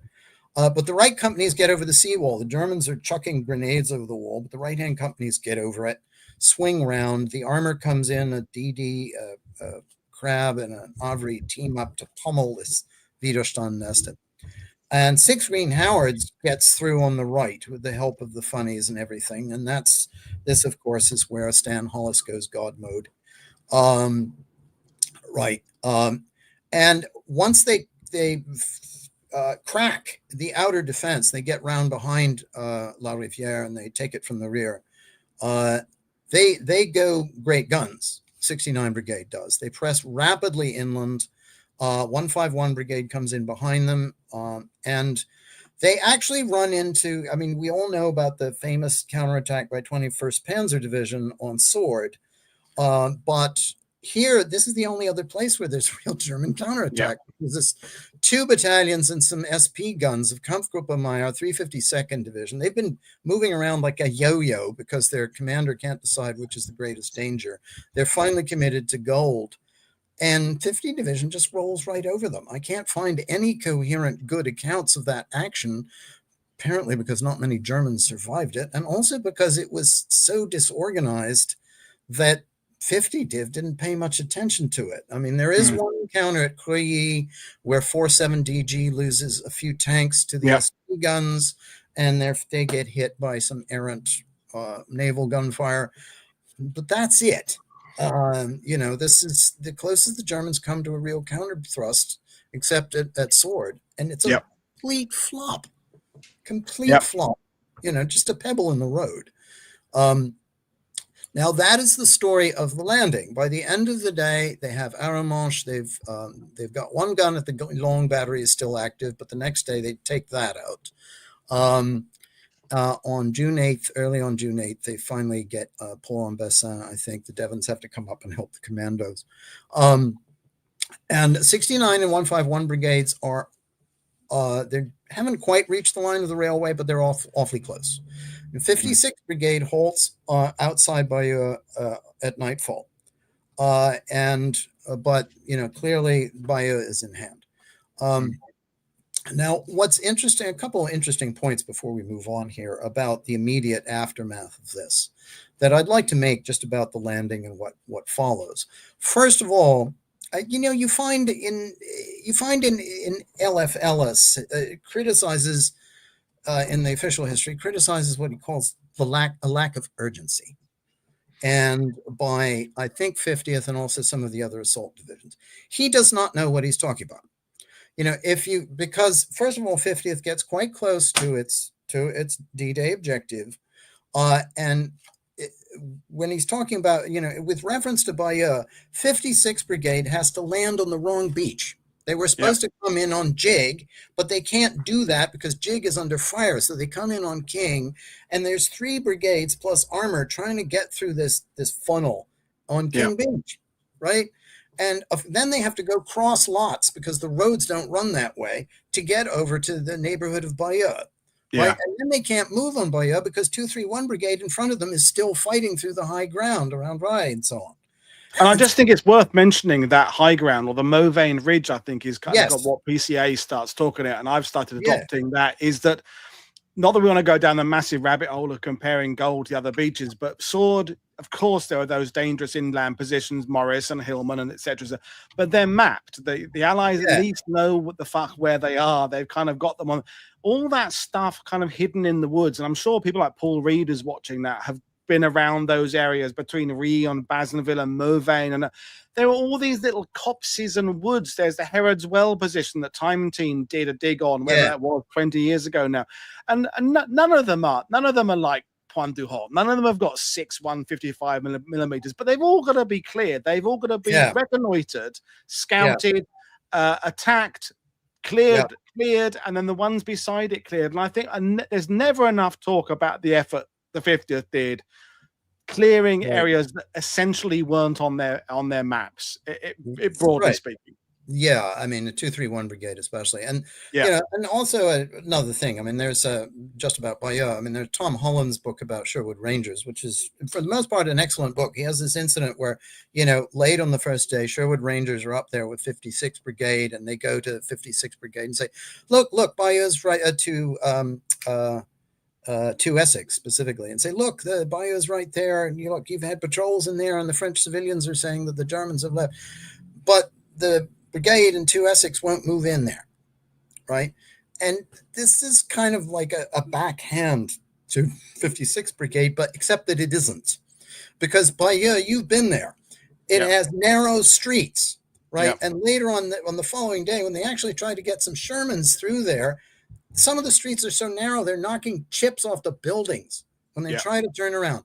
And 56th Brigade, if memory serves, had done just a little bit of street fighting training. And John Higson, 2nd Essex, he's thinking, street fighting is bad. Street fighting at night with an enemy of unknown strength, simply on the say-so of some French civilians. That's what's beyond bad, right? So he makes a very sensible decision to not commit his unit to this, God knows what it is. You know, so some of the criticisms directed against the 50th on D-Day are simply without foundation. Yeah, it's. We now know that Bayeux was cleared without a shot being fired the next day, but they didn't know it then. That's the point. They didn't know it then. Yeah. Are you going to take the word of some civilian whose language you can barely understand over? Right. Exactly. Now, and another thing that you know, again, there's some controversy about, you know, the Second Army didn't take advantage of all its possibilities immediately after D-Day. Maybe there's some truth in that, but people forget that the 50th at least had plenty else to do before pushing deep inland. Port-en-Bessin doesn't fall until the night of 7th, 8th. There is a substantial pocket of Germans from Kampfgruppe around Bazonville, Croy, Crépon, Saint-Gabriel, and they need to be mopped up. And at one point on June 8th, they find a bunch of them still holding out, and they have to whistle up some crocodiles to get rid of them. You know, so you can't leave this crowd of Germans in the rear. There's one of them. They captured the D+1, right?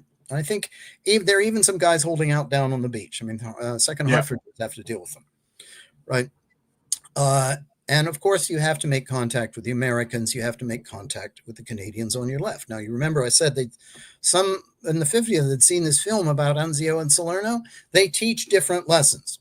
You know, Anzio is you've got to press inland rapidly or your landing is useless. Salerno is if you leave gaps in your line because you're so desperate to press inland rapidly, your columns venturing inland are going to be isolated, and then they're going to be easy meat for German mobile forces. Right? And Douglas Graham had commanded 56th Division at Salerno, and some of his advanced units were sorely chopped up doing just that.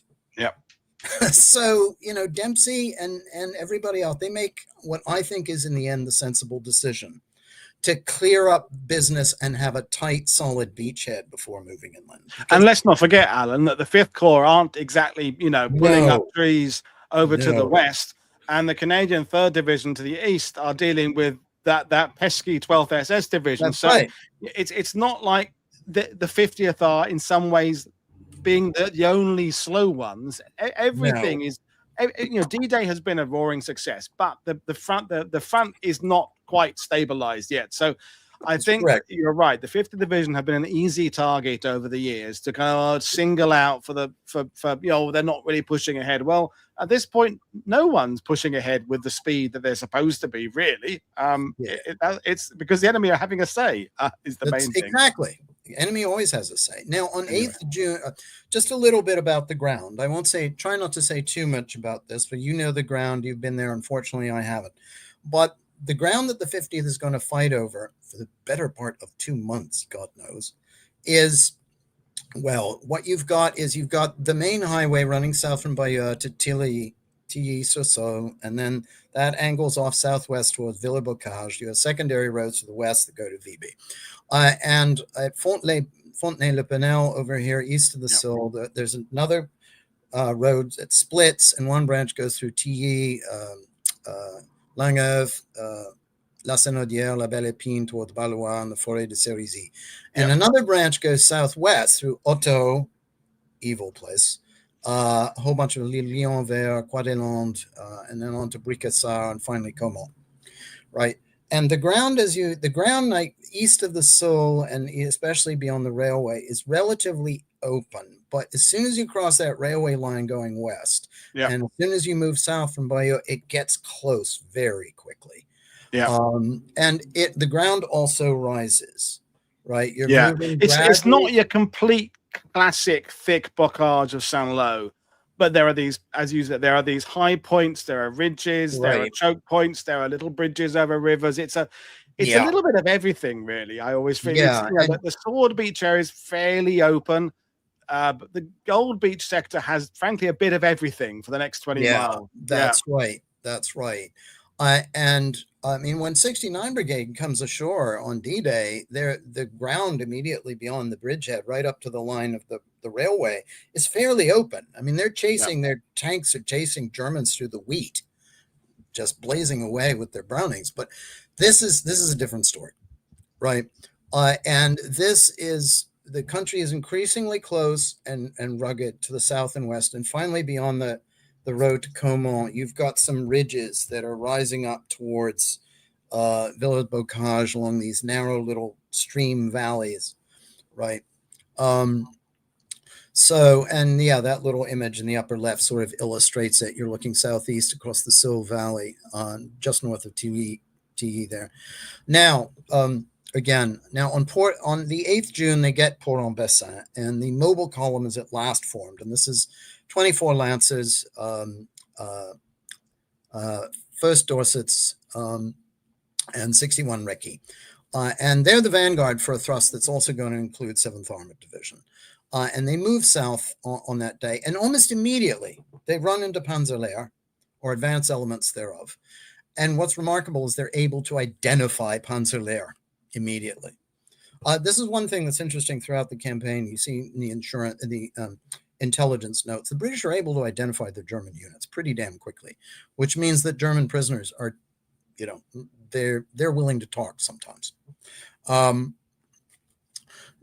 7th Armored comes up behind and takes over this main drive south along the road from Bayeux towards Tilly, and 56th Brigade is put under their command.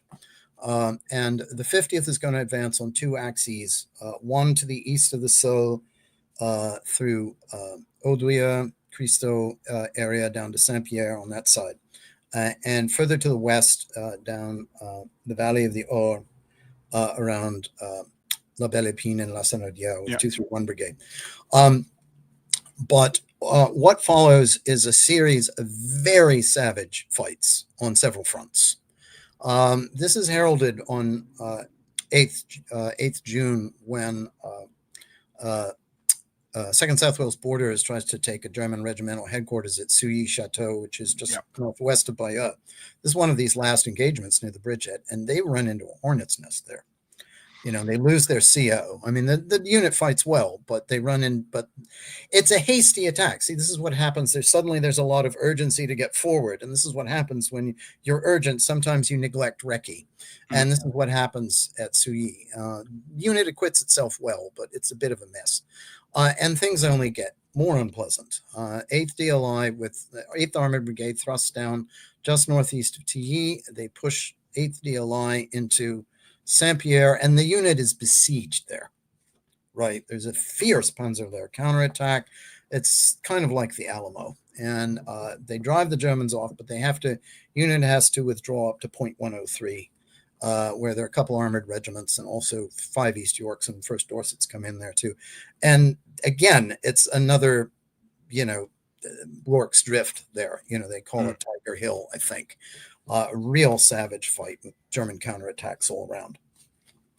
And along the central axis, 2nd Essex gets into a terrible fight at a place called Essex Wood, just north of Verrières. They're pushed into an attack by 7th Armored, which seems to forget about them. Tank support is promised, but doesn't appear. And the unit gets advanced through this wood that's so thin that German tanks can come through it. And that's what happens. They get caught by a German armored counterattack.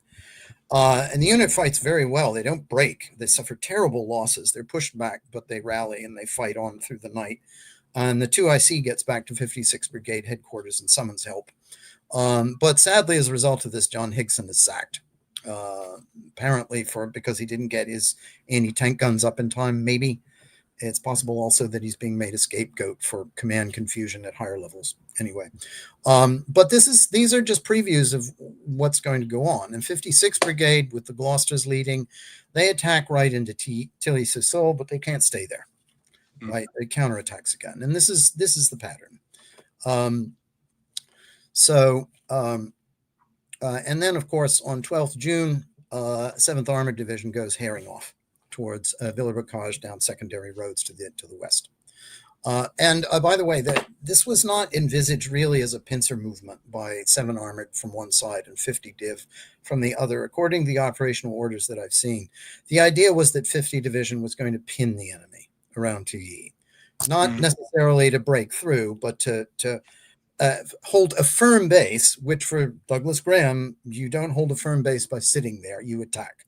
Yep. He's a confident and aggressive commander, right? He doesn't want to let the enemy rest, right? So the division continues to press forward on several fronts. First, to help 7th Armored at Villers-Bocage, and then to help 7th Armored retire from Villers-Bocage, right? 231 Brigade on the right takes La Senaudière, and then you have the famous attack by 151 Brigade on Verrières and Langève. But you also had a program about that with an epic action by both 9th DLI and the supporting armor, which I think that's 47 Dragoon Guards. Right, and some Panthers are knocked out right in the village. I think 3 Panthers are killed there. I think it's 3, yeah, in the middle of a village. There's another one up on the hill, I think, as well. Yeah, that's right. And it's an outstanding action by both units. Really, they perform brilliantly, and the tank infantry cooperation is really good. And it's notable also because this is where John Mogg becomes CO of 9 DLI. He takes over right in the middle of it, and it's like he was born to it. And I'm glad you mentioned the tank cooperation there, because I think Langève and that kind of wider campaign is a very good illustration of that. Because again, it's kind of a lazy statement to say, oh, the British were hopeless, the infantry and the tanks never cooperated. And yes, of course, there are cases where it isn't working very well, but there are as many cases where it is working very well. And I think this is a great example. And also, when we go to Langève, the sterling work being done by the Royal Army Medical Corps to get casualties out and evacuation, that's also something that the Brits are very good at in this campaign, because we're in that kind of, these guys don't know it yet, but the kind of the beachhead phase is sort of morphing into the attrition phase, but they don't quite know that yet, do they? They will in a couple of days' time. But well, it becomes very clear to a lot of people. I mean, and speaking of tank in cooperation, when it doesn't work, on 11 June, there's another well-known attack at Christaux by 6 Green Howards and 47 DG that goes bottoms up, because they're using a faulty tactical method, which is successive waves of tanks and infantry, which does not, that might work in the desert, but it's hopeless in this country. And the waves get separated and the Germans take advantage. And 6 Green Howards has to fall back under severe fire. And this, by the way, is where, I mean, in some ways, I think Stanley Hollis is even more distinguished at Christaux for what he does, holding the men together. Withdrawing under fire is one of the toughest things any unit can ever do. And, and that's an example of when it goes wrong. Now, in the meantime, 56th Brigade is trying to push its way into Tilly, and on several occasions they get in there, but they find repeatedly that the German counterattacks are, keeping them from getting the reserves up to hold on to the position. Well, would you agree, I'm just going to interrupt you, would you agree that the counterattacks the Panzer are doing, right, they're different in style to like your 12th SS counterattacks? Because the 12th SS go stupidly too far. They always end up trying to push. What the Panzer tend to do, it's like a sort of a short kind of French clearing counterattack, but then stopping on solid ground they can defend. I mean, that's a very sweeping statement, but is that your assessment? Well, I'm not a tactical maven the way some people here are, but that's the impression I get. Yeah, is that 12th SS against the Canadians famously go too far, but Panzer they're just short jabs to recover their positions. And these are often effective, right? Yeah. I mean, they don't get the British don't panic; they hold together, but they so on several occasions, until the 56th Brigade battalions realized, look, we just can't hold on here, so they fall back in good order. There is, but finally on 18th, 19th June, they're still attacking. Five East Yorks and 7 Green Howards get badly counterattacked north of Longray and really suffer. Both units get pummeled. I think 7 Green Howards loses the better part of a company prisoners of war. They also lose their CO. But the combined attack by 2nd Essex and 151 Brigade with 60 LI leading finally takes Tilly. And here, by the way, the infantry tank cooperation is very good. And there's a extended note from 60 LI about this. And they also get the M10s, anti-tank regiment, up, self-propelled, very quickly to hold the position. And so they finally got Tilly, or rather they have what's left of it. Because like all these poor French villages, the place was absolutely smeared. And the Germans left all kinds of mines and things in there. Right? And in the meantime, on 20th June, 231 Brigade launches the first attack against Hottot, which is an important objective because it's on rising ground. And from Hottot, you can see as far as Villers-Bocage, right to the south. And also from that high ground, the Germans can see towards Bayeux. So you've got to get that, because otherwise the Germans have artillery observation into the heart of this huge British admin area. Right. But 231 Brigade bounces off Hottot, and they can't get it.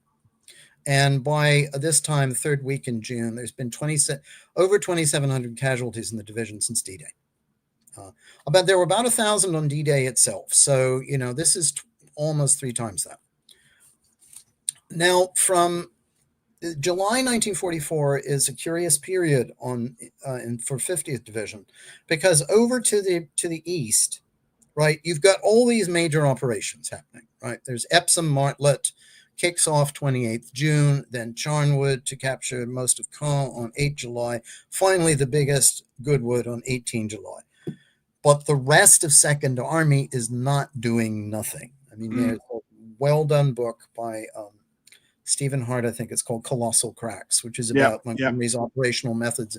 And Montgomery loves to assemble as many troops and especially as many guns as he can to hit the enemy hard on the narrow front. But, and this is what he does in these major operations. But he's also got these subsidiary operations to pin enemy forces elsewhere. Right. So within Second Army, they're doing pretty much the same sort of thing that they're doing on a larger operational scale in the bridgehead as a whole. Right. And it's 50 Division's job to be part of this. And you have a series of these secondary operations.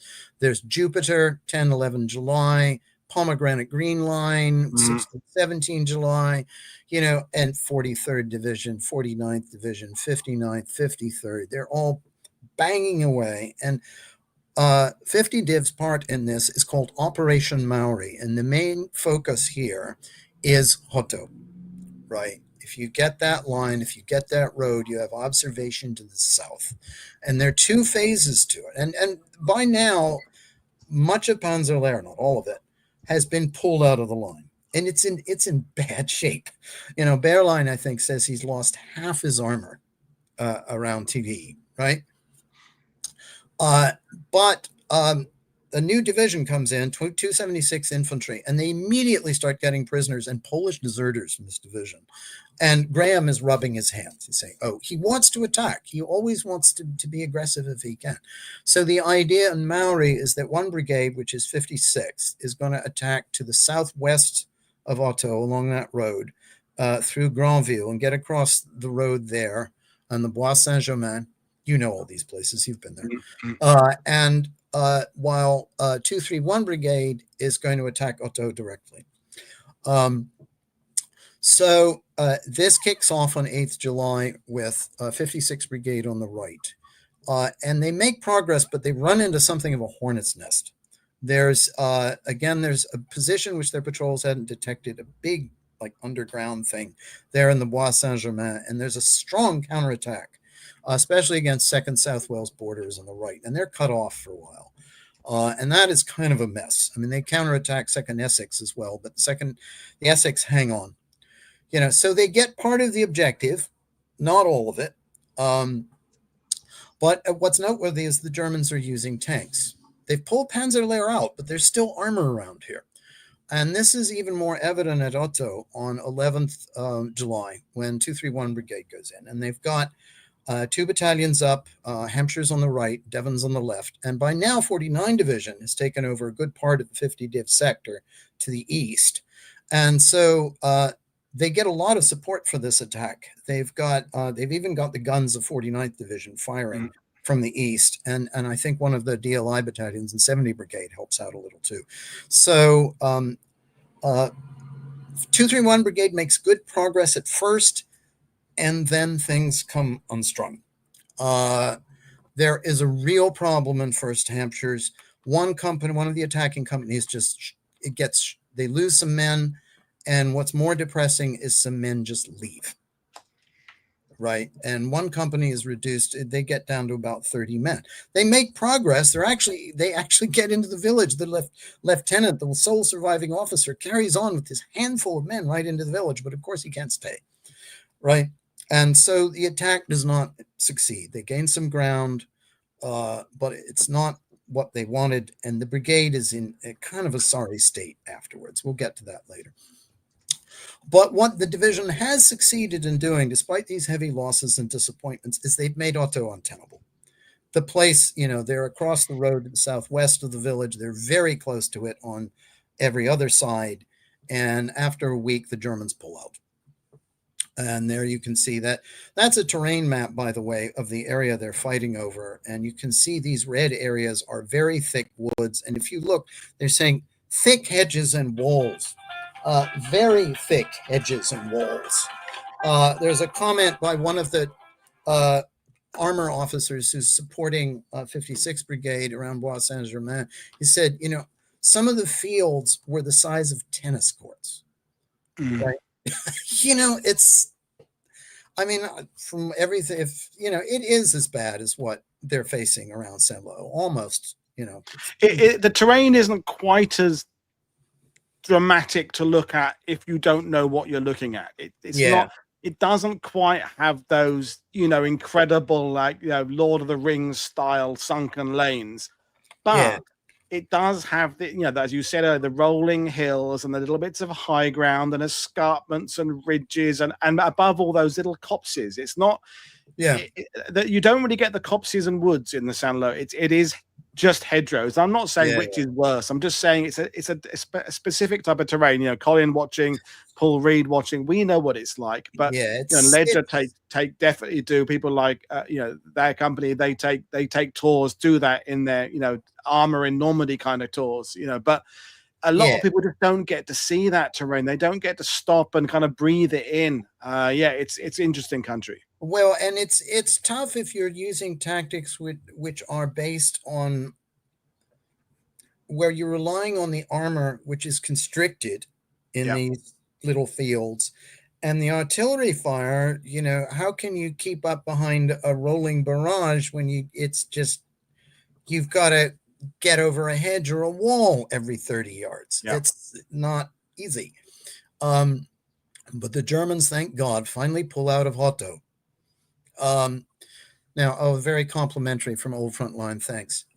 Now, as to casualties, right? I mean, by the end of June, they've got close to 2,800. Just a few more numbers, and by by 22nd June, 231 Brigade has lost over 1,200 men, which is 52% of the men it landed with. They've lost 71% of their officers. This is in 2 weeks, right? And by the end of June, 6th DLI, they've lost 320, 19 officers, 8th DLI, 302, 21 officers. 9th DLI loses 248 officers and men at Langave alone, including 22 officers, right? And by 27th June, the 6th Green Howards loses 326 men, 26 of their officers. That's 2/3 of the officers they have, right? And the senior officer losses are terrible. I mean, this is, to hell with that Blackadder nonsense. These men are right up front leading, right? They've lost, the division loses 3 brigadiers. They've got, I mean, how does it go? I mean, Ronnie Sr. is wounded and captured. He tries to carry on after he's liberated, but he can't, and he has to go home. Walton, who succeeds him at 151 Brigade, lasts only a few days before he's wounded. Bernard Craycroft is wounded, right? And they've lost a dozen unit commanders, and by late July, some units are on their 3rd CO. I had a negative comment about Phil McCarthy's Brigadiers show from 2 or 3 days ago on YouTube. I think it was a Russian bot because the English wasn't good, saying all British brigadiers were 40 miles from the front in Normandy. You go, well, at this point, 40 miles from the front puts you halfway across the channel almost. I mean, it's a ridiculous, stupid statement that just meant that the person didn't understand either the British Army or the geography. Yeah, and the other thing you have to remember is that until a surprisingly late point in the campaign, practically the whole bridgehead is under German artillery fire. Absolutely. Yeah. Anywhere, right? And the total losses in the division by the end of July are almost 4,500. And that's without including all the losses from 8th Armored Brigade and the funnies who've been right up there with them all the time, right? And I should point out that 8th Armored Brigade, the theoretically independent, spends most of its time in Normandy supporting the 50th. And the same is true of 6th Assault Regiment RE and Westminster Dragoons. They work with the 50th more than with anybody else. So they're really part of the division. They're part of the team, right? And by the flow of reinforcements is adequate to keep up with the other ranks. But by July, you're starting to see a shortage of officers. Now, they do get some hundreds of men, some hundreds of sick and wounded back, right? But sadly, so many of the guys who get wounded and recover are just shuffled off to other units, They also get some men from some disbanded units like 6th Border, who'd been a beach unit on D-Day with them. They get 124th Lancers, sadly, is broken up in July. They were a fine outfit. They are transferred to other units in 8th Armored Brigade. 13th, 18th Royal Hussars, an outstanding outfit, comes in to take over for the Lancers. But you can see the toll that this is taking, and especially among the leadership. That Humphrey Woods was killed at Langave, right? That's his grave. That's a sergeant from 6th DLI wounded. That's Spike Galloway from 6th DLI. He was a major. Wonderful. Take a look. I hope you can get that image up and take a look at his face. He has this wonderful, combative, piratical look, and to lose officers like that in a unit is really a blow, because Stan Hollis, I should have talked about him on an earlier slide. Is people talk about what he did on D-Day, but he's not unique. Peter Caddick Adams said in his show about 231 Brigade, those veteran battalions in 231 have guys just like that, senior NCOs and warrant officers with MMs and everything, and with the veteran company commanders, captains, and majors who've been through a bunch of campaigns. And 50s York says a guy on D-Day, a CSM named McDougall, who does just pretty much what Stan Hollis does. He grabs an automatic weapon and starts taking out positions, right? And they're losing these guys. Right, which is tragic, right? And now we have Brigadier Hargest, who who have been waiting for. People have been waiting for you to bring him up in the sidebar. It's like they're waiting for the DJ to put their favorite track on. People are waited with bated breath to see what you have to say about Hargest. Well, you know, Hargest, very interesting. Unfortunately, I should have done it when I was at the PRO years ago, but I didn't get a complete copy of his report. But I do have my notes. Oh, well, it's Dermot Rooney's in the sidebar. He's got a copy of it. He's happy to send it to anyone who wants it. Well, yeah, send it along to me. Woody, you can share my email with him by all means. Yeah, will do. Now, William Hargest is he's a New Zealander. He'd been with the NZEF, famous second NZ division. See, I'm even talking British now. And he had been with them on Crete. He commanded a brigade there.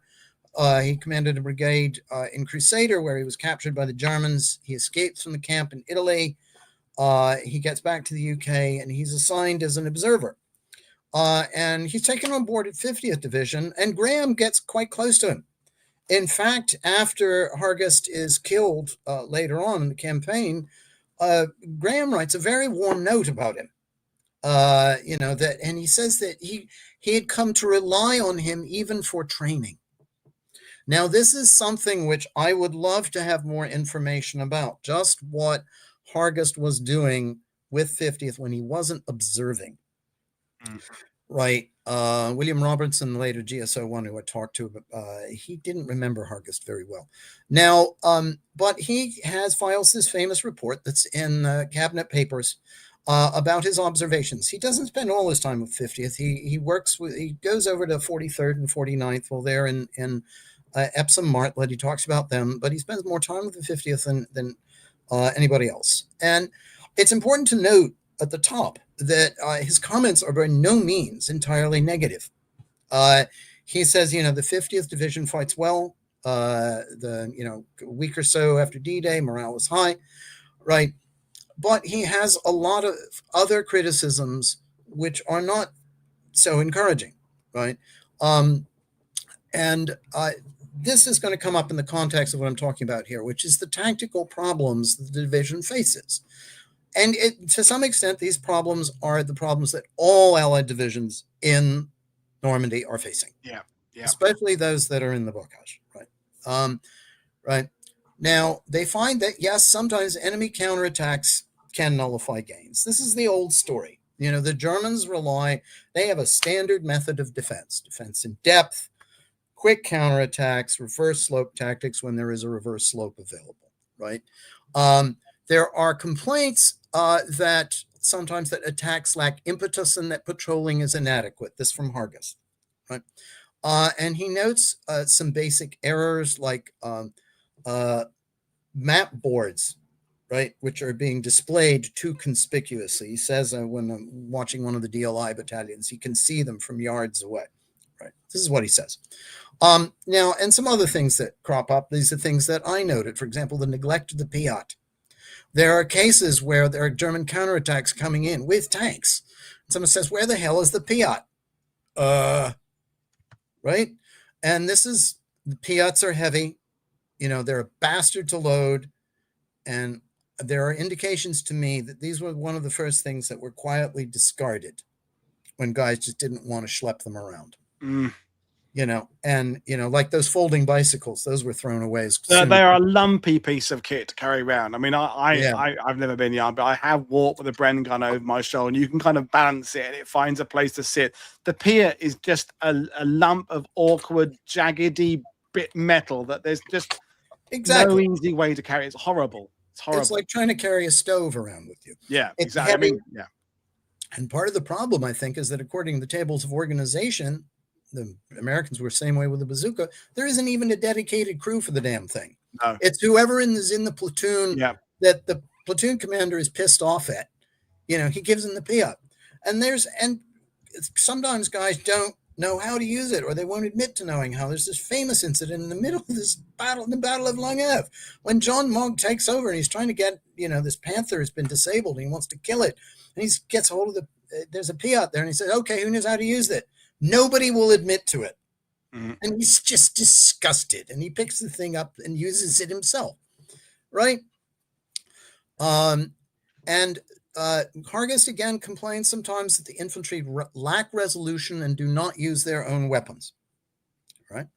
That they already find that Christo example, Tim Place talks about this in his book, that wave method of tank infantry is out the window. That is just does not work in Normandy conditions, right? There's often, if you look in the war diaries, there's a lot of disagreement between the units and the specialist arms, the infantry and the specialist arms armor, about how to use the tanks, right? Particularly this in what strength. You know, infantry are always calling for tanks, and the tanks say, "Oh no, you have to use us in numbers, or it won't work." You know, squadron at least. And they complain about the tanks. They're always leaguering to the rear. This leaves us exposed to enemy armored counterattack. A lot of disagreement about that. There's disagreement about the proper employment of the anti-tank guns, especially the M10s.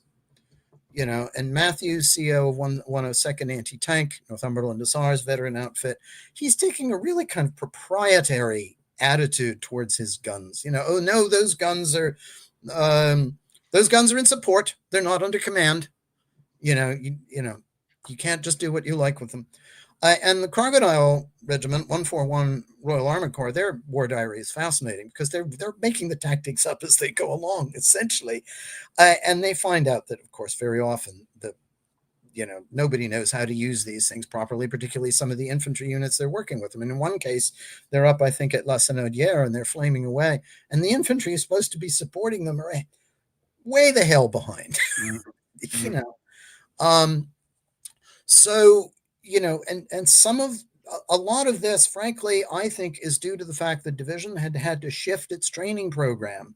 So, you know, from this kind of basic tank infantry artillery work to the amphibious work, which they had to concentrate on. Yeah, good point. You know, and also you've got units that are just new to it, and they have the adjustment problems that new units also always have. And there's the terrain. I think all these things together add up. And there's another problem, which is frightfulness from the Germans. Right? Now, Brad covers this well on his channel, talking about 12th SS. The atmosphere on parts of the Normandy front was very nasty. It was not as bad on the 50th Division front nearly as it was in the Canadian, because the Canadians are facing the SS. This is why I didn't talk much about 12th SS here, because Brad and Phil Blood have covered it so well. But there is a famous case at Chateau d'Audouille in June where a whole bunch, over 20, I think, of Royal Winnipeg Rifles are simply lined up against the wall and murdered by 12th SS Reconnaissance Battalion, Wilhelm Mulgen. Right. And this is not in hot blood. This is not heat of the moment. This is deliberately ordered cold blood murder and standard practice for 12th SS. Right. And shot with them are a couple of guys from the DOI. I think there's two of them. There's a plaque to them there. Yeah. Right. And there are a couple other cases that I stumbled across. One for a couple guys from a tank crew for 4th 7th Dragoon Guards. Maybe a case for 141st Royal Armored Corps. And another thing that crops up is, especially in July, once the front settles down, the Germans will often come out like this, you know, and then you come out to pull them in, and then they'll throw grenades or pull away. Yeah. Right, and then scuttle back. Now, this is being done, by the way, by standard, you know, by here guys, not by 12, by SS. Right, these are Army guys who are doing this. What the thinking was behind this trick, the Australians ran into it in Tobruk too. What the thinking was behind this trick, I don't know, but you can imagine what the British reaction to it was. Right, and maybe the Germans are doing this deliberately to discourage some of their own waverers from surrendering. I don't know. I've never seen any rationale for this. But it's utterly inexcusable, of course. And let's face it, guys, in 50th, we're not always angels. There's an account by Lieutenant Philip Branson of 5th East Yorks. He was there at La Riviere when they stormed that position. He said once they got round behind it, you know, they'd been taking terrible losses from this Widerstand nest. And once they got around behind it and were hammering away at it, and he said there was some attempt to raise a white flag, which we completely ignored. You know, so sometimes it's just, yeah, and that's classic heat of the moment, right? You know, it's being taken prisoner is always risky. Yeah, and it's also just the kind of situation that might be partially rectified by giving the guys 48 hours break. Yeah, there's no slowing down of the relentless pace of, even though there are historians who say, oh, the British are just stuck in this is the nothing happening phase. And maybe the movements on the map aren't incredibly dynamic, but it's definitely not a nothing happening phase. And you're in it where you haven't got a second to just breathe and smell the roses, so to speak. You're in that relentless casualties going back on ambulances, new guys coming forward, Germans buggering about with nasty tricks there. Of course, everyone's going to get heated. And anyway, it's amazing conversation. Yeah, well, that's exactly what I'm getting to. I mean, one of the comment, that Hargis has, and I think this is true, is that, the British soldier fights well when he has a hope, belief, and success. But this niggling is hard on him. Yeah. This being bogged down for the better part of 2 months in this vile, compartmentalized countryside that you get to know like the back of your hand is very hard, especially when the attacks make relatively little ground. Exactly. That's my point I always make about the British over in the airborne commando sector for those 3 months there, is that I think soldiers can accept, if you've moved 3 miles, you've taken a village and Jim and Bill got killed, but at least you can see you've got the village. You can see that movement, that progression. If you're in this phase where it's just day after day of basically the same stuff in an interchangeable hedgerow that looks like the one you were in the day before, it's difficult to see the end game. We again, as historians, we can have that timeline map of those 12th Army maps that show the progression. We can see that there are gains being made. We can see the Germans being pushed back. We can see the attritional effect. But if you're Dave from Gateshead in the DLI, you're absolutely not seeing that. All you're seeing is another one of your mates has been killed, and by possibly in a dirty trick, and you can't see the end yet. Yeah, that's right. Yeah, I mean, there's and this is what they've got to deal with. I mean, there's enemy harassment is in this phase is frequent. The Germans use their mortars a lot. They use their artillery too. They've got to be real careful about that. Sometimes they have to keep their guns moving around, and they can't match the British for volume, but they use their mortars a lot. And what are often called snipers, really just riflemen. Most of them, and even low flying aircraft. Even, that Luftwaffe has a minor place in this battle, but it's not no place. And these guys buzz the positions, every now and then, and I think much of the time they're actually going for that admin area directly behind the division. And the ACAC guns open up. The 50th even brings down a couple aircraft with small arms fire. That's how low they are, right? And the men are being given very little real rest for weeks. There is a case where briefly, I forget which armored brigade they're in, Northamptonshire Yeomanry comes forward briefly to work with 69th Brigade in some operation or whatever. And the tanker comments that these infantrymen were moving like somnambulists, like sleepwalkers. They could barely articulate. Right? That was how tired they were. Jeffrey Pico, platoon commander in 1st Hampshire's mortar platoon, he found that he could not sit down because if he sat down, he would fall asleep instantly. And not only would that, but his whole platoon would fall asleep. Right? And also, of course, by this time, it's very obvious that some of the veterans have reaching their limit. Right. Tony Charles goes to 7th Green Howards after they've been hammered in one operation. And one of the old sweats with some wound stripes comes up to him and essentially tells him, look, there are guys here who are not pulling their weight anymore. That there are cases of some of the veterans are just cracking up.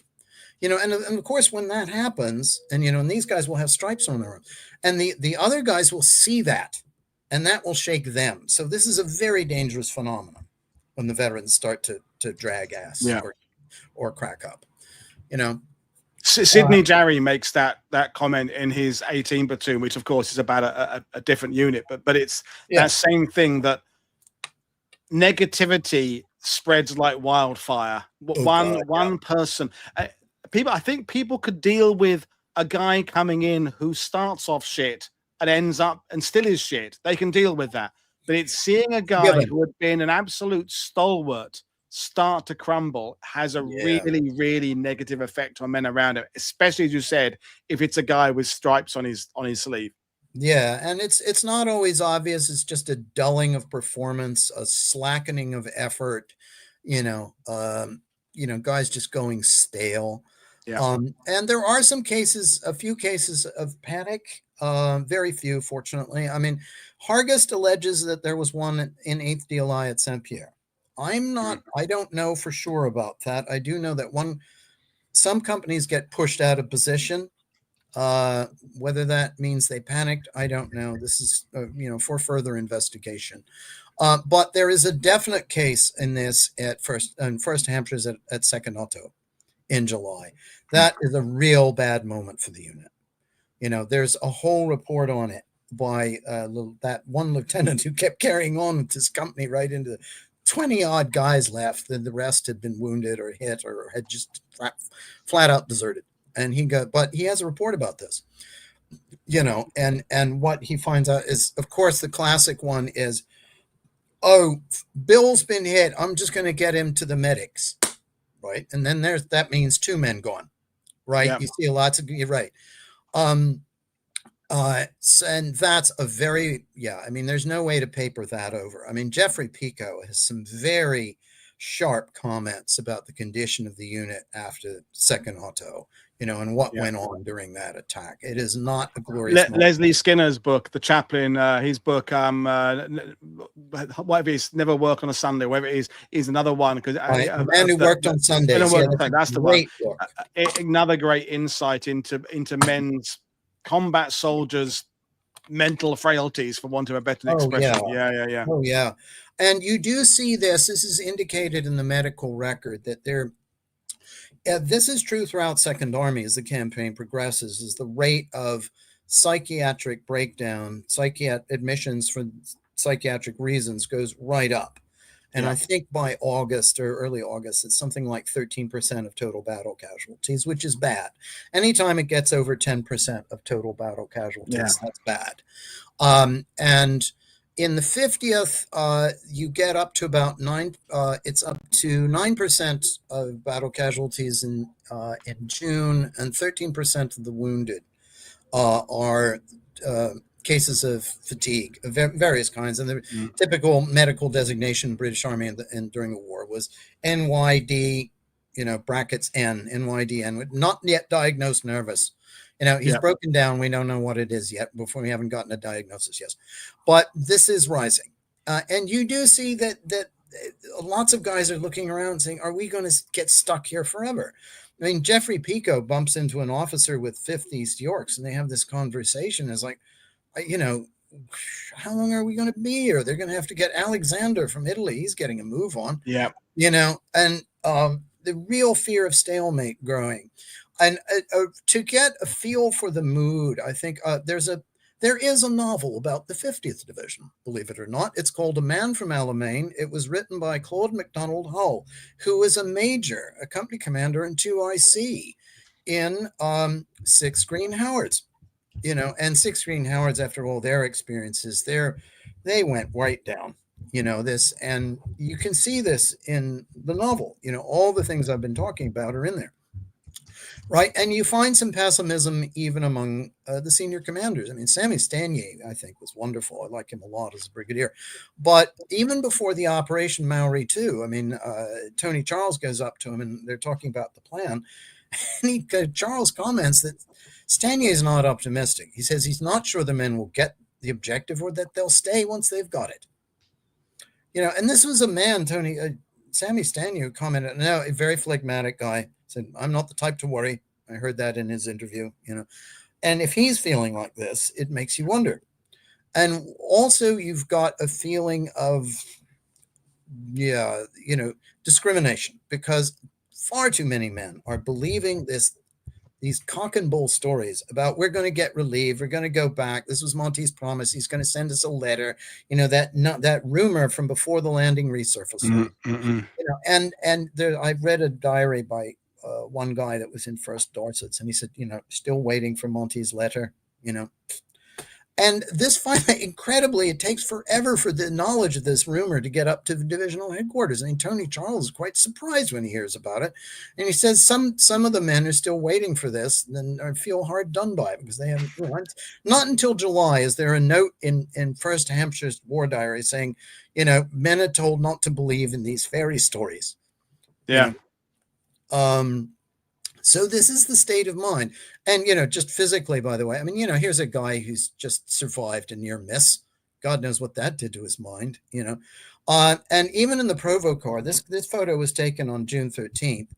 This guy, he's a 50 Div Provo, and June 13th, he's been ashore for a week, and just now he's changing his socks. Yeah.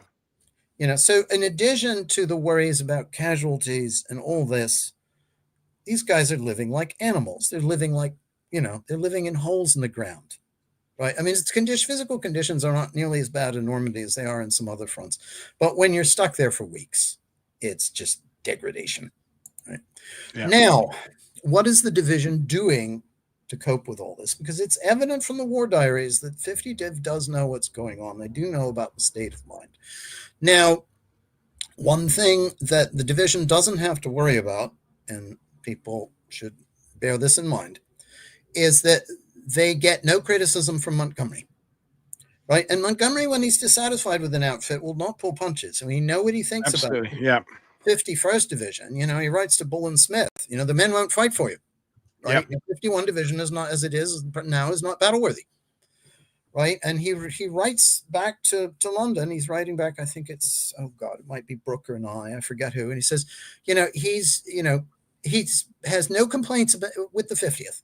The 51 and 7 Armored have had their troubles, but 50 Div has done well, though they've had a lot of casualties. Right? Yeah. And shortly after the landing, he goes to the division. He pays all sorts of compliments, and he does little things like he gives extra issues of cigarettes to the men periodically, right? So no gripes from him. Notable, right? But what are you going to do about these veterans who are dragging ass? One solution is to shuffle them sideways to a job that they can still do. And one of those is the 2nd Army Defense Platoons, for headquarters protection. And 50 Div weeds out some guys from the 69th and 151st Brigades and posts them to 2nd Army. And here's Dempsey reviewing some of them, right? And Graham and his brigadiers are frequently out there with the units, particularly after they've had a rough time. When 7th Green Howards gets chewed up in June, they get visited. When 231 Brigade gets hammered at 2nd Hotto, they get visited. Right? Graham and the brigadiers are not strangers. Right? And the 50th is fortunate in that they do have Bayeux right behind, which is the only substantial undamaged town in all of Normandy in the Allied zone. And it becomes a rest and enter center, right? Yep. And the division they establish a theater there. They have a concert party. They even have the divisional newspaper, the TT Times, cranking out items, right? And they try, as this front settles down during the static period, they try to get guys back when they can. It's only for a day or two now, because there aren't enough divisions in 2nd Army to relieve whole divisions at the same time. Right.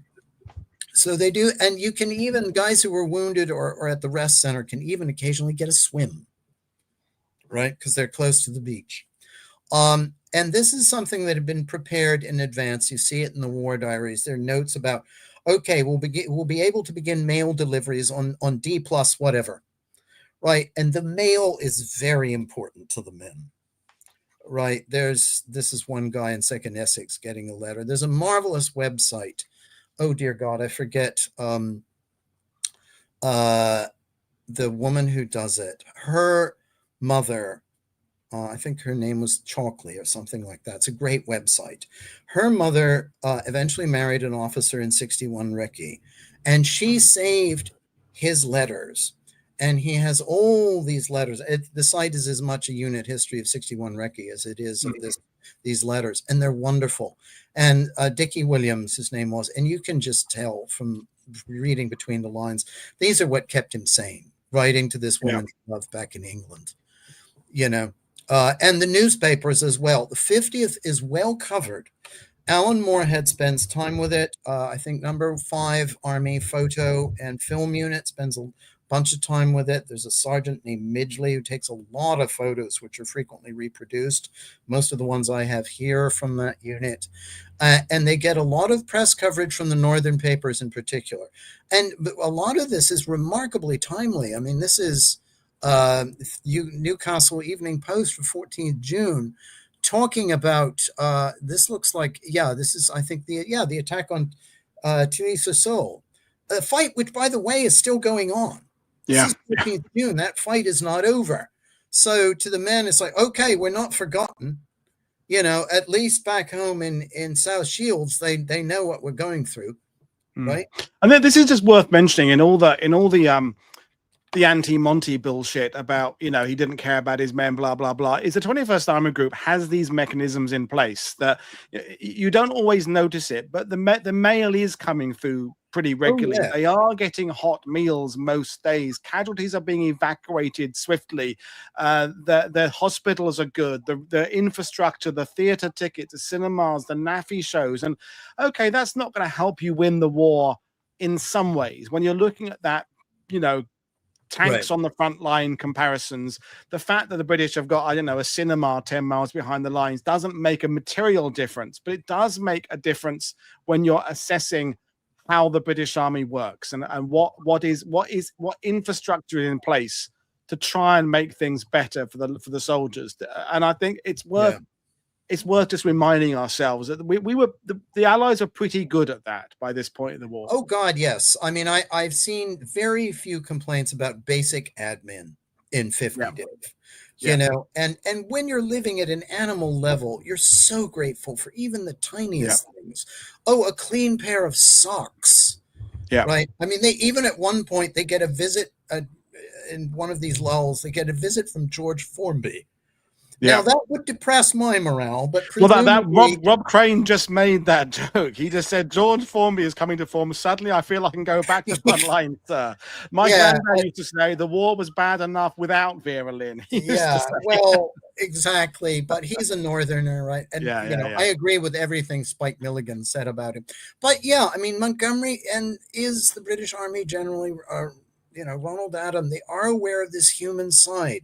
You can't simply throw the guys out there, feed them shit, and expect them to fight well. Exactly. It won't work. But what are you going to do about the mental problem? And this is a problem that all the Allied armies in Normandy are facing.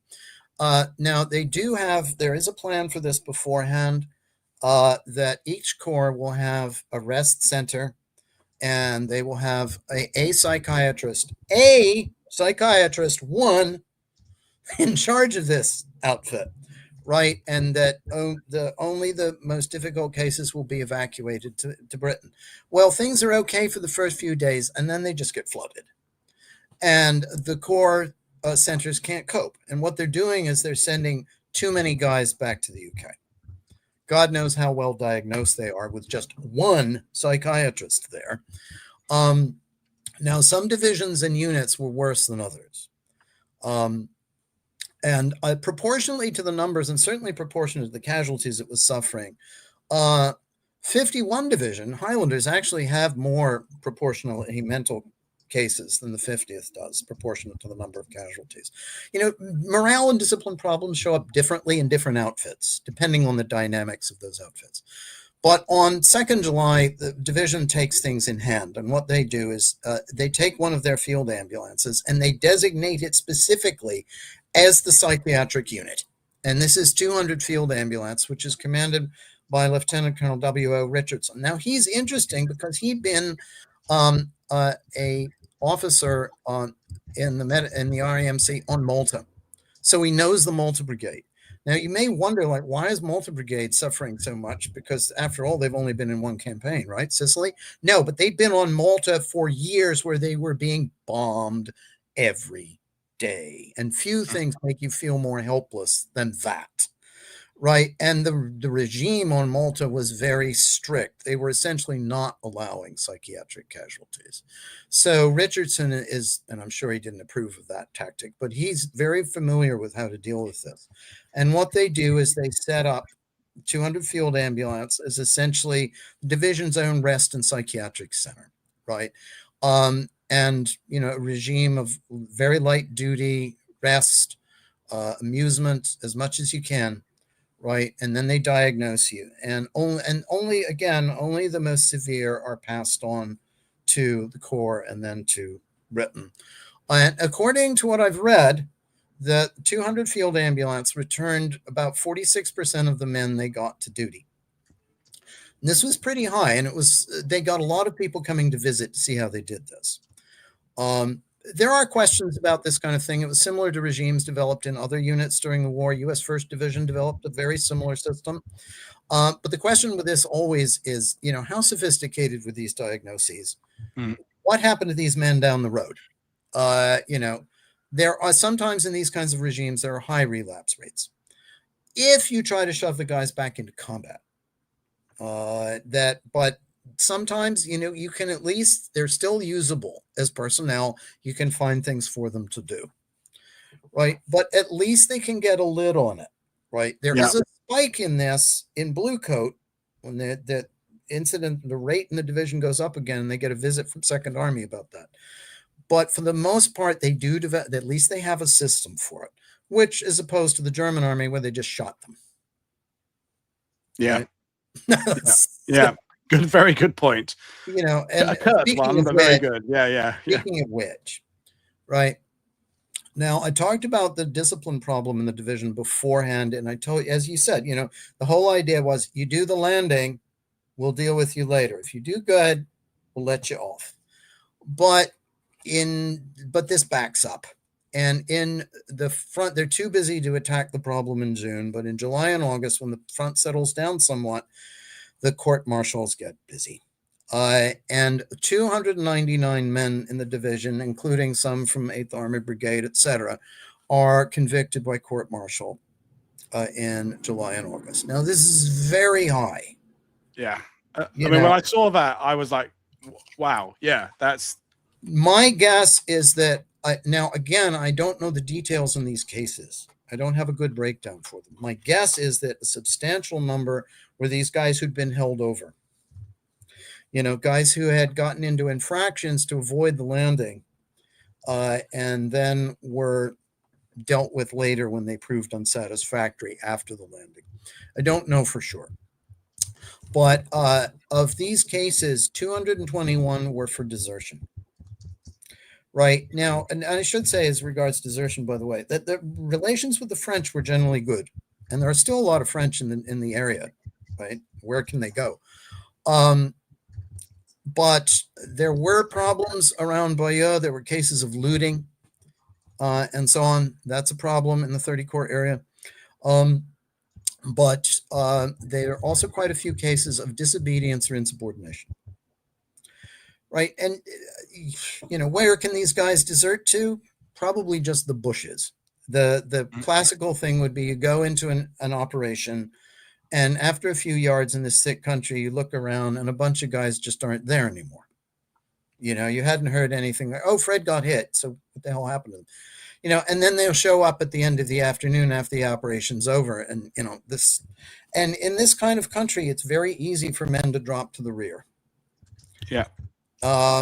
Now, the great majority of these cases are in the infantry units, not so much in the tank units. The worst, above all, and not surprisingly, are in the 2 assault battalions on D-Day that got hit worst in terms of overall casualties and especially of officer casualties. 5th East Yorks has 36 court-martials. 1st Hampshire's has 27. And it was commented on as regards psychiatric breakdown that in 1st Hampshire's especially, that the loss of experienced leaders was a strong contributing factor. Right now, from what I've seen, about 35% of the total number of these court-martial cases have regimental numbers, which implies that these guys were originals to the regiment. So they have longer service than the reinforcements who've come in lately. So there's still much work to be done on this. I don't know for sure whether this was in proportion or out of proportion to the total number of men with regimental numbers still with the units at the time of the landing.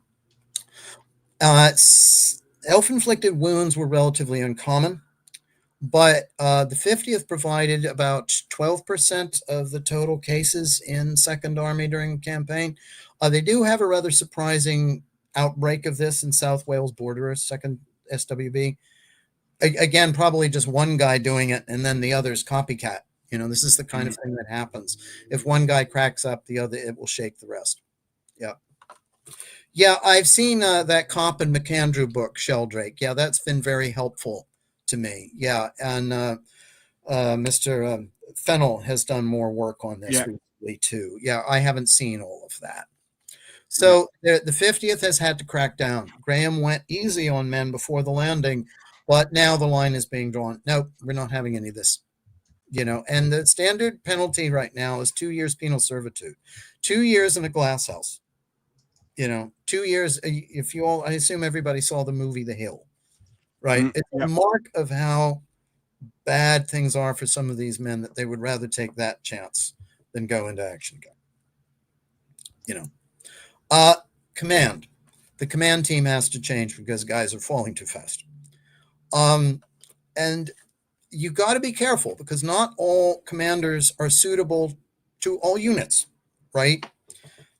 You have to know the temperament of the outfit and the state of the outfit. Now, a classic case of how this can go wrong is a poor fellow named Howie. He's assigned to command 1st Hampshires after Nelson Smith is hit. Howie is a very brave man.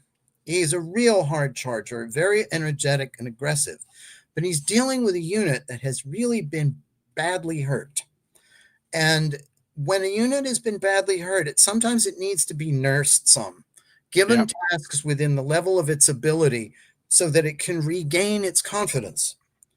And Howie pushes too hard. Jeffrey Pico talks about this, that he seemed to be, he's what, there's one Australian scholar I know, I can't remember the fellow's name, who breaks commanders down into several classes, tacticians, fathers, and, warriors. And Howie's a warrior. He's right up front there chucking grenades. And he gets killed at Hotto. Right. And Jeffrey Pico is not surprised. It's kind of like what he was asking for. And he thinks he's pushed the unit too hard. And this is why it cracks at Hotto. And the fellow they get in after that he's a tactician, this fellow Turner. He's a very interesting story, A.J.D. Turner, because he commanded 6th Duke of Wellington Regiment in 49th Division, which famously had cracked up completely in its first battle in Epsom Martlet. And Turner was forthright. It was just a very unlucky unit. They got hammered right off and never stopped. And he writes straightforward to his commanding officer, says the unit is in rotten shape. It needs to be broken up. At this point, putting more men in here is just going to be throwing good men after bad. And Montgomery, when he sees this and he's outraged. Turner's not a proper chap. But the Army does break the unit up. And Turner, instead of being put in Purdah, is reassigned to an active unit. So somebody up there disagrees with Montgomery and has confidence in Turner. And this is justified because he takes the unit and turns it around. Again, Jeffrey Pico talks about that. He listens to people in the unit. He gives them tasks that are on the scale that they can handle, right? He brings them along slowly till they're back up and to snuff. And this is what sometimes you have to do. R.K. Exum, by the way, who'd been a previous commander of 6 Dukes, he's reassigned to 50 Div, 6 Green Howards, which is Robin Hastings' old unit. People keep complaining that he's not Robin Hastings, but he becomes a general officer after the war. And Speedy Breeden, 1st Dorsets, he later becomes a general officer. He's new. J.G. Carew Pole, 2nd Devons, H.R.D. Oldman, he's a major in 6 Green Howards. He takes over 8th DLI, so he knows the form. And John Mogg, what can I say? Just a brilliant man all around. And he really loves the unit. It's funny, he comes in late. He joins early in May. He's only been with the outfit for a couple of weeks, and he just blends right in and keeps 9th DLI going. It's no accident that later on, when 50 Div is broken up and 2 battalions are saved, that one of them is 9th DLI under John Mogg. And you got new brigadiers too. For 56th Brigade, Pepper is sent over to 131 Brigade. He'd done a fine job. Tony Charles is sorry to see him go. And they swapped with Morris Eakins, who Phil McCarty talked about. Yep. Eakins is one of those guys who can never put both feet in the right place. But, he's not popular in the brigade, but it does in 56th Brigade, but it does do one very good attack under him, which we'll see. Desmond Gordon, later on a general officer, of course, he comes over from the same brigade, Queen's Brigade. Queen's Brigade gets a lot of patronage for some reason, possibly because it had been in Brian Horrocks' division. And he takes over. He later becomes a general officer as well. Errol Pryor Palmer gets 8th Armored Brigade. He was quite experienced, better commander in some ways than Craycroft, or at least people say so. And in early August, Tony Charles goes out, and he goes to command 5th East Yorks. And in his place, he gets a man who's been his understudy for a number of weeks, and that's William Robertson, who was from the AIF. He'd seen an awful lot of the war with the Australian Army from Tobruk, Crete. He works with the Americans as a liaison officer at Buna. Later, he's on the staff of Bloody George Vasey, 7th Australian Division, New Guinea. He knows his business, and he comes in, and I got to interview him, a wonderful interviewer, a nice, wonderful man, a great career after the war in Australian intelligence. And he has a lot to say about the 50th Division. He says that he gets along great with Tony Charles and with Douglas Graham, too. He admired Douglas Graham. He said, the 50th Division, always seemed to know what they were doing. In other words, this is a professional outfit, that everybody's working hard. There's no, they're not making basic mistakes. These guys know what they're doing. Right. So it's a new command team. They have to pick up and get moving on the fly, right? No time to shake down, no time to really get to know one another. You got to do it now. And they're facing a new challenge because they've got to adapt their tactics. I hope I'm not going on too long. But well, you are, but we don't care because we love it. And it's Friday night. It's not a school night, so it's fine. Everybody's in a great mood. Don't worry. It's fantastic. All right. So you can all go out and have a couple beers. I wish I could. There is a beer calling me later, but later. Yeah. So what you find is that 50th Division, Pache Hargest, is paying a lot of attention to its tactics and improving same. And one of the reasons they're able, for one thing, they get hold of some German documents, particularly from Panzer-Lehr, talking about British tactics. Say, okay, this is what we need to fix because the Germans say it doesn't work, right?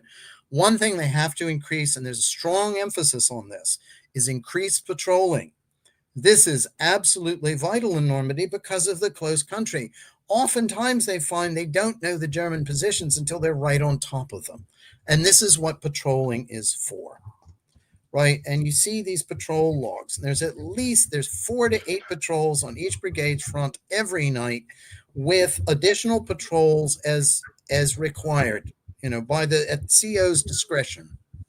Right, the patrol results are variable. Not all units are equally good at it. Some get quite good at it. 61 Recce, 56th Brigade, 12 KRRC Motor Battalion for 8th Armored Brigade. They get quite good at it. 231 Brigade has some very good patrols. Even Sammy Stania is pleased. And they set up training courses in July in the infantry battalions in bocage warfare, how to deal with hedges, what to anticipate. Right? And they do things like that. You see an increased use of what is euphemistically called prophylactic fire. Right? You don't know if a hedge or a house is hostile. Give it the shit anyway. Yeah. When in doubt, hose it. And this is what they do. And of course, this is why so many churches in Normandy. Yeah, and we see this with the Americans as well, is that increasing use of, if you've got stuff to fire over there, fire it all and some, anti-aircraft guns, anti-tank guns, tank destroyers, tanks, just put as much steel over on that objective as you possibly can. And in a sense, the gloves are off now, aren't they? They've been they are, and sometimes niceties earlier on, and and sometimes, as you'll see, this involves violating some of the prior tactical rules, right? Yeah. And sometimes you see units are augmenting their firepower with extra weapons. You know, an MG34 that's captured intact, you hear this about the note that the gun makes. But if it's shooting in the right direction, to hell with it, right? And they're looking around for other stuff too. Flame is successful, as the crocodiles have found out, right? They are starting. There's a flame. There's a phosphorus grenade. I forget the number. They're tricky to use, right? But they start using them. 77, right? I think. Yeah, I think so. Yeah. Yeah, and if you want to burn out a hedgerow or a house, they're handy. Yeah. Right. They even take a look at man-packed flamethrowers. I don't think they actually wind up using them because they're not satisfied with the equipment. This is the life boy. They would have done better off to ask the Americans for some in-theater transfers of their flamethrowers. But they do look at them. And they work out better tactics for the Piat because the thing does work. It's a bastard, but if you get up close enough, it will do the job. Don't aim at the glacis. Aim at the turret ring, at the track, at the side, right? And there are cases where they're used very successfully. And they find out that you've got to use them in teams. You need to have a man covering the crew, right, with a weapon so that they're not disturbed while they're doing their Piat stuff, right? They even find that despised 2-inch mortar can be useful because it's a little thing with a light bomb with a short range, but guess what? We're fighting in short range territory.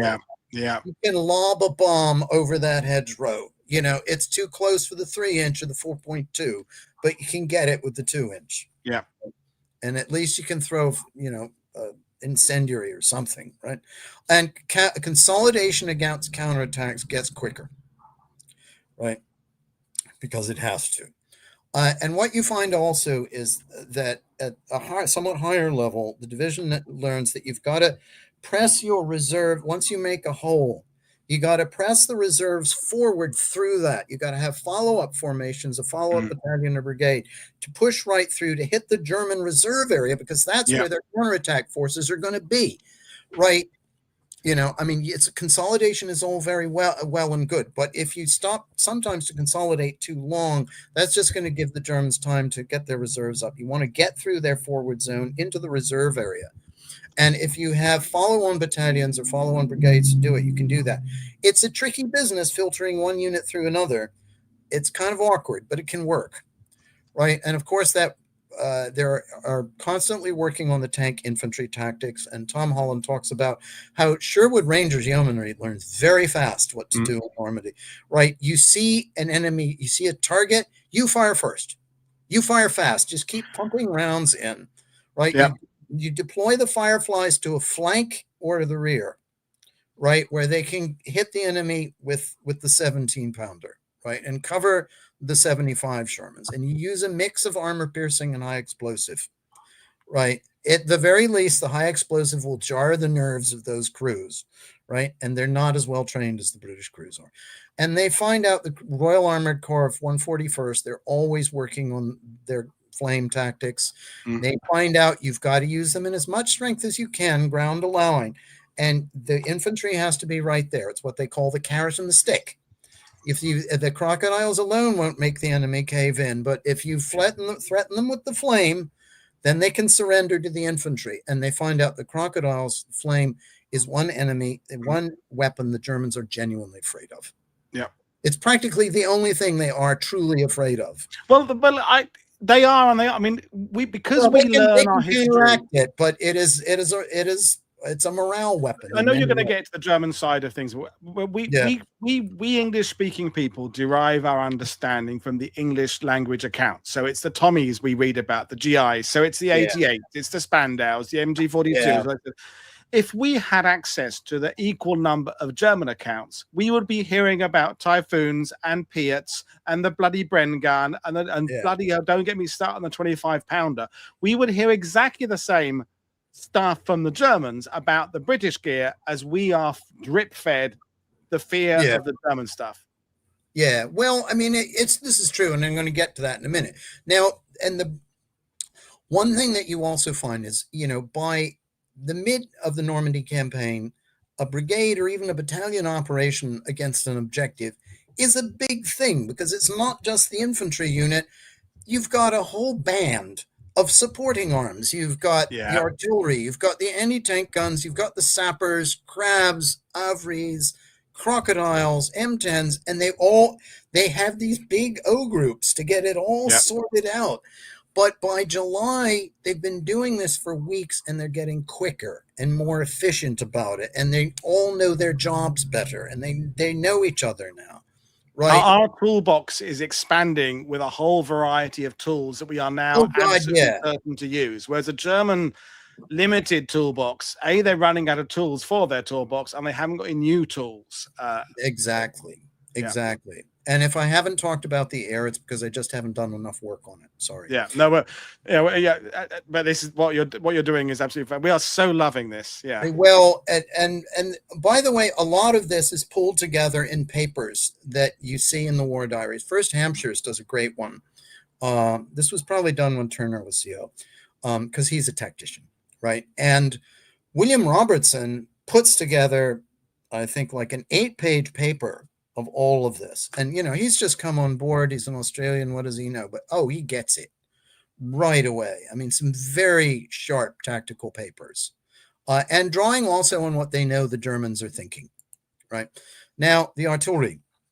Oh, I should mention, that one other thing. Tony Charles gives a lot of compliments to Willett and the sappers. They are never behindhand. There are no problems with them. They've got tons of mines and booby traps to deal with, and they're doing a fine job. No complaints there. Now, the artillery, of course, is vital. It's a basic of tactics. Now, you see, I think Hargest has a line somewhere where he's talking about complaints that the guns have to fire too much to keep the infantry in position, presumably because the infantry is weary and vulnerable to counterattack. Well, I talked to this man, lower left. That's Lieutenant Tony Richardson, as he then was, 147th Essex Yeomanry Field Regiment. Later on, he's a general, and I got to talk to him. Wonderful man, very amusing character, great ladies man. We were driving down to the Wimbledon tube station. He was driving me there, and he saw this beautiful woman cross the road in front of us, and he just commented almost to himself, wonderful things the women are wearing these days. And he was in his 70s. It's wonderful. But I talked to him I mentioned this comment by Hargest about the guns firing too much, and he said, no, our job was to give support, and we gave it. So that's their job, right? You never send a man when you can send a shell. Yeah. Right. And Hargest does comment that the guns are rather splendid. Right. And fratricide is rare. I found only a couple cases, which is a tribute to not only the gunners, but to the forward observation officers as well, who had one of the most important and most dangerous jobs in the whole division. Yeah. And of course, they're able periodically, at least while the fighting is still around Tilly, later on it moves further inland out of their range. They're able to bring in naval gunfire. I think at Tilly, at one point they get first Rodney and then Warspite to fight. Can you imagine that being the receiving end of a 16-inch shell? And they're also getting support from neighboring formations from time to time, sometimes from U.S. 5th Corps to the west when the division is over there in the Ore Valley within range. Sometimes later on from 49th Division to the east. And for a while, as I said, they've even got a U.S. Self-propelled Field Artillery Battalion under command. That's 987th Field Artillery in action there. They were originally Ohio National Guard. That's the M12, which was later a wonderful bunker buster on the Siegfried Line. And not only a few days after the landing, 5th Agra comes ashore. It's the Corps Artillery Group for 30 Corps. And they're firing all the time. I mean, Tony Charles comments sometimes in his diaries, like 5th Agra firing all night, couldn't get any rest. And one thing they have to deal with, which they do deal with successfully, is instituting a counter-mortar program.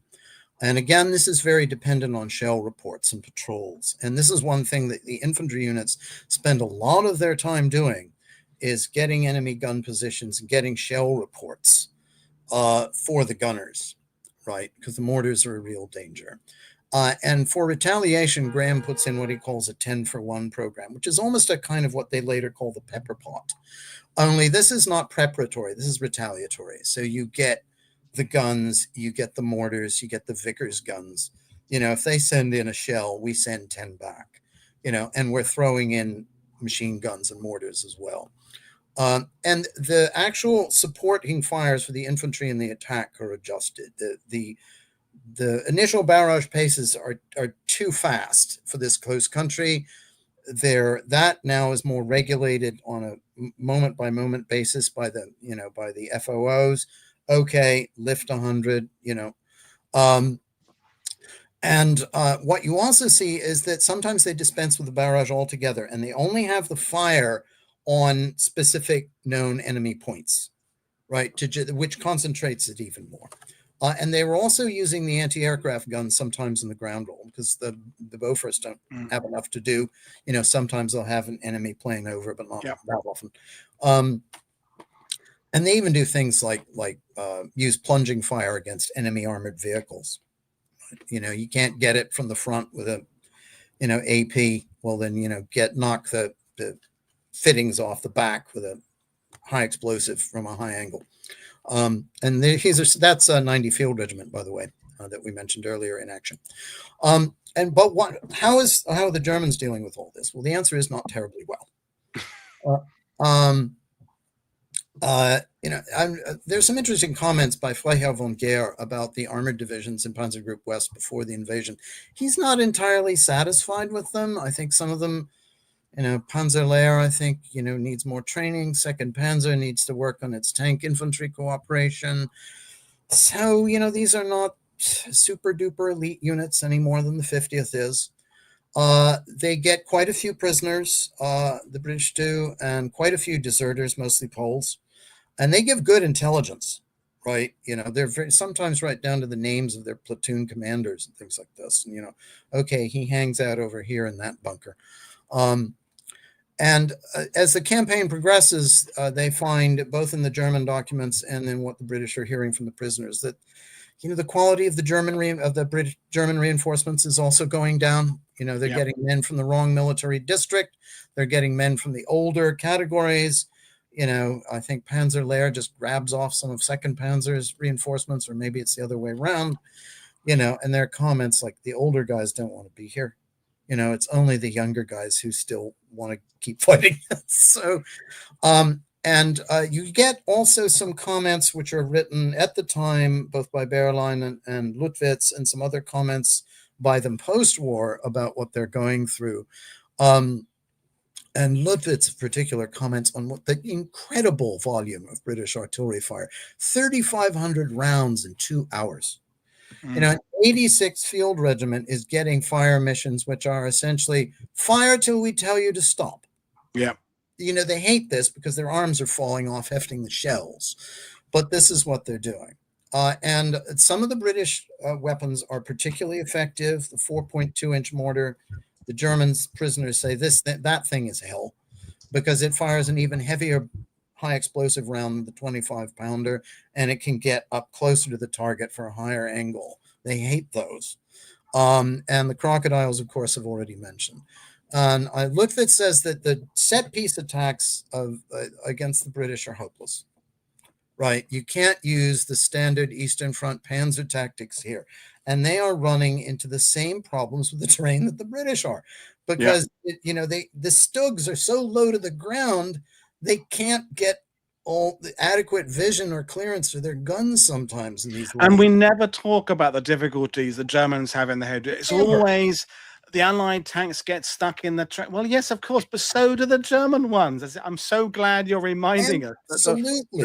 The countryside is okay. Yes, there's a sort of a defensive element that gives the defender a sort of a theoretically a natural advantage. But I'm so glad you're covering this stuff. Yeah, and the kind of the you can't do a panzer dance in Normandy. It won't work. The Germans love mobile warfare. That's what they've been trained to do. Their infantry is just an auxiliary for that. They can't do it here. Yeah, they're being caught in a straitjacket, both of the terrain and of Allied firepower, right?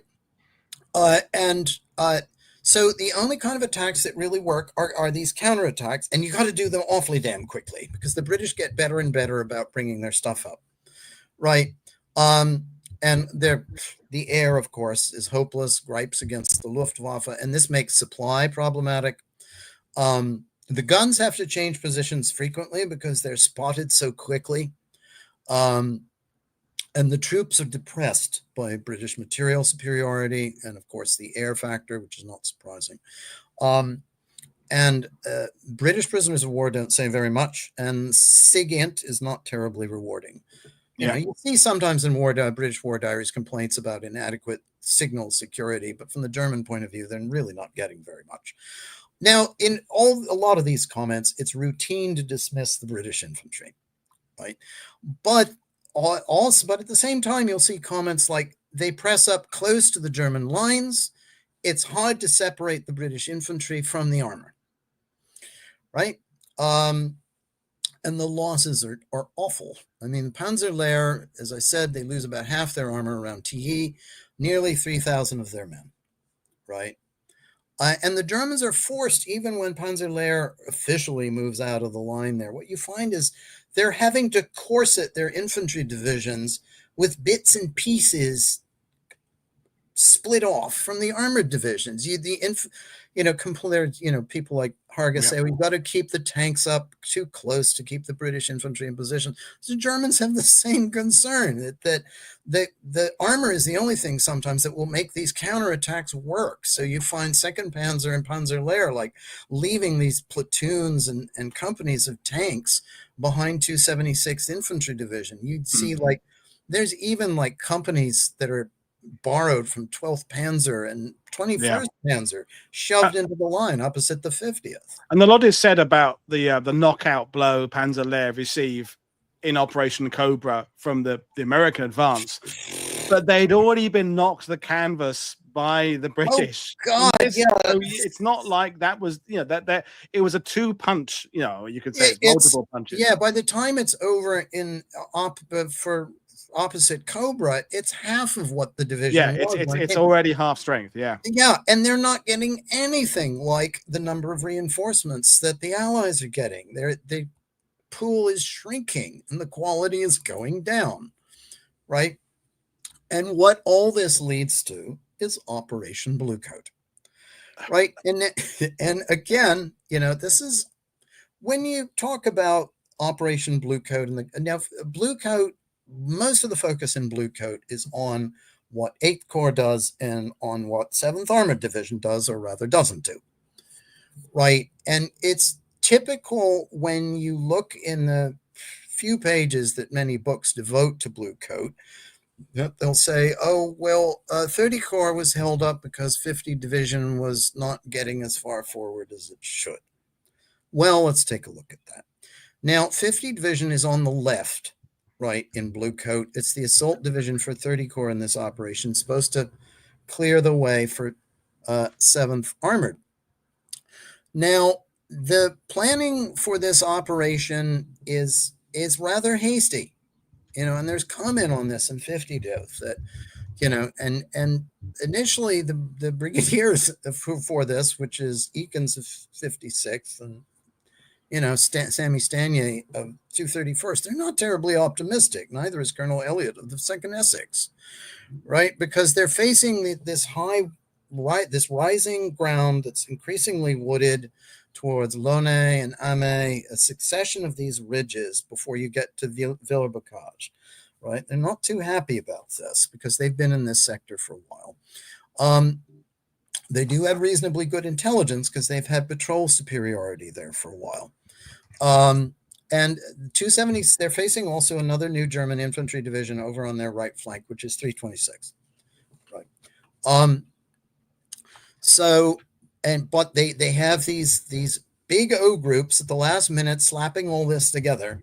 And then 30 July, they kick off.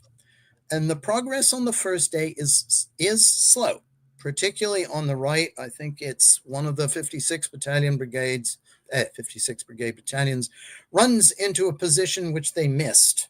That was an abandoned house. They thought it was empty. They were going to use it for their forming up position. Turns out the Germans had snuck back in there during the night, and they have to have an extra battle to clear this before they can even get to their start line. But so the progress on the first day is slow, but on the next day, the Germans start to give. They push forward. The tank infantry cooperation is good. The 13th, 18th Hussars is working with 56th Brigade. Their CO, I forget who he is. He talks to Eakins, and Eakins only wants to use one field regiment artillery support, 86. And he says, no, if there's more guns, you should use more guns. So they do. And by 31st July, they've got most of the objective. And the crocodiles are also doing a good job.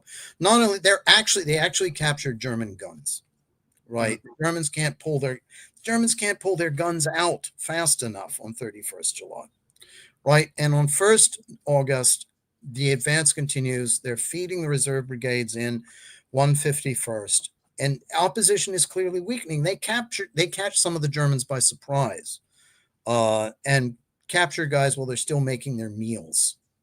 Right, this is an indication that the opposition is really yielding, and they do something quite clever tactically, which is 43rd Division on their right is a bit stuck, so they feed 69 Brigade in through the whole 43rd is made, and then move on Tracy Bocage, and there you have it. And by I think by 3rd August, 69 Brigade has Amé. So they do get this shoulder north of Villers-Bocage that they're supposed to get. It's slow, but they do it. And I should point out again that later on, when Dempsey gets dissatisfied with Bucknell and 7th Armored, he does not get dissatisfied with the 50th. Right? There is no, that 50th was slow. That's all post-war extrapolation. There's no dissatisfaction from the higher command levels, rather the reverse, as we'll see. And of course, on 4th July, Villers-Bocage, or what's left of it, finally falls. And 50th Division actually gets relieved for several days. They come back for just a couple days, and they get a visit from a new corps commander, from Brian Horrocks, right, who knows them from the desert. And he comes forward. He says some very nice things, right? And he says, he also says, I think it's on August 7th. He goes back to them and he says, look, I would love it if you guys could stay out of it for a few more days, but I'm sorry to say that we're going to have to put you back in. He actually explains this to them, right? Bucknell, Charles complains that you never see Bucknell here, right? Horrocks not only goes to the headquarters, sometimes he talks to the units, right? That's Brian Horrocks, right? So they have their last big fight in Normandy is for a place called Saint-Pierre-la-Vieille, and if you come over Montpinçon, which of course 43rd Division famously takes, and then down through Le Plessis-Grimou, you go down the slope, and then you're in the valley there. I forget the name of the river, and you got to get across Saint-Pierre-la-Vieille to move on Condé-sur-Noireau, right? And this is they're pushing down on what is now the Falaise pocket. Right, and you got to keep the pressure up. So 50th comes forward, and they pass through 43rd, and they launch an attack, 151 Brigade first, and then 69 Brigade passing through to carry on, and it gets stuck, right? The Germans are fighting desperately because they know they're getting pinched. And the initial assault doesn't go well. So what they do is they feed more brigades into the fight. 231 comes up, and they move around the village, especially on the east side. And they've got some very hard fighting to do. I think one battalion, 5th East Yorks, gets pummeled fairly hard. But they finally crack the place and push on. And I think there's a German counterattack. And first, Dorset's has a kind of Rorke's drift moment. They got really encircled, and all the odds and sods, the cooks and bakers, come out with rifles and hang on. But they do hang on. And at this point, it's all working very well, right? The machine is working. The tanks, the infantry, the gunners. The official history, Path of the 50th Divisional History talks about how good the infantry are at this stage. And so finally they get to Les Forges, and then on 16th August, they took Condé-sur-Noireau. And then they're out of line for a few days, and they're preparing for the follow-up. And for the next few days, 20th, 24th August, they're pushing up, and they're going through Argenton, Chambois, and they're doing a kind of, they're beating the bush. They go through the forests, through forest, Breteuil, Gouffin, L'Aigle, and they're literally beating the bush for the Germans, rounding up all the guys who are wandering around, and the resistance is negligible, and they're just pulling in a lot of prisoners. And finally, on the 28th to the 30th August, they cross the Seine. And that's them pulling in. So that's the wrap up for the 50th. But how do you evaluate its performance? Right? I mean, you do see quite a bit of criticism about they're not, as we've said, not taking objectives or not taking them quickly enough. They don't get on quickly enough in Bluecoat. They bounce off a Hotto a couple times. But do they take these places? Yes, eventually they do. Right? And you're not going to take anything quickly against the Germans. That's just not going to happen. The enemy always gets a say. And when you look at the terrain and the resistance, this is not surprising. Do they have to learn new tactical lessons? Yes. Do they? Yes. Right? Like all the Allied divisions in Normandy do. Yeah, everybody's doing the same thing. Yeah. Absolutely. Combined arms. Here we are. Right? And this is, and a lot, the 50th Div is a veteran division, but it's got a lot of new men in units who are learning the form, some who've never fought, and new tactics and new weapons have been developed since 1940. And the division has had some of its training on this stuff had been cut short because it's transferred to the assault role. So it's learning on the fly. Give a lot of credit to Douglas Graham, Tony Charles, and William Robertson, because they're leading the band. Now, how effective are they? Well, as Montgomery writes in more than one of his letters, we are killing Germans. All right. This is the class, Epsom, Goodwood. Do they get all the objectives? No. Are they killing Germans? Oh, yes. Yeah. And the Germans themselves say this. Modern warfare in the later phase of the Second World War, this is attritional. Yeah, you do get big breakthroughs and pursuits, but you have to have the attrition first. This is how it works. And how does it stack up attritionally? The casualties are awful. 60th Division and 8th Armored Brigade lose almost 7,000 men. That's very bad. This is comparable to the casualties you find in some divisions on the Somme. Right. So it's about 10.5% of the British total casualties in Normandy is 50 Div. Right. Yeah. And about 8.2% of the combined British and Canadian. What are they doing to the Germans? Now, I crunched some numbers years ago for my book. I would want to go back and revisit them now. But the estimates I had looking at the German divisions that they fought was about 13,000 total German casualties. 352nd and 716th are basically mashed flat. Yeah. Right. Huge chunks are bitten out of Panzerlehr, 276, 326, 2nd Panzer, right? So over 13,000 German casualties is about, depending on how you estimate German casualties, I've seen different estimates. This is something over 4% of the total German losses in Normandy, right? Mm. I think the 50th was, so the 50th is really inflicting more casualties than it is suffering, right? Yep. And, how does, for a defense to work in modern warfare, you must inflict more losses than you are suffering. This is not happening to the Germans.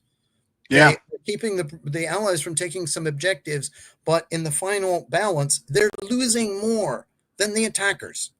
That is not a successful defense. You may hang on, because this is their counterattack tactics at work, right, which are horribly wasteful, right? You may hang on to the terrain for a little bit longer, but the price is not worth it, right? And I think from looking at the numbers here, I think the 50th was probably more attritionally effective than than the average of Allied divisions in Normandy, which is not surprising when you look at how long they were in the line.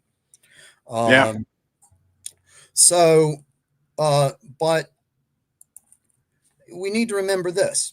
Now, the surviving veterans of the 50th in the, in the 70s and 80s, you see a lot of books like revisionist books criticizing British Army performance, especially in Normandy. And these books all have some valid points to make, as we've seen. A lot of the criticisms about tactics are valid. There were indeed morale and psychological problems.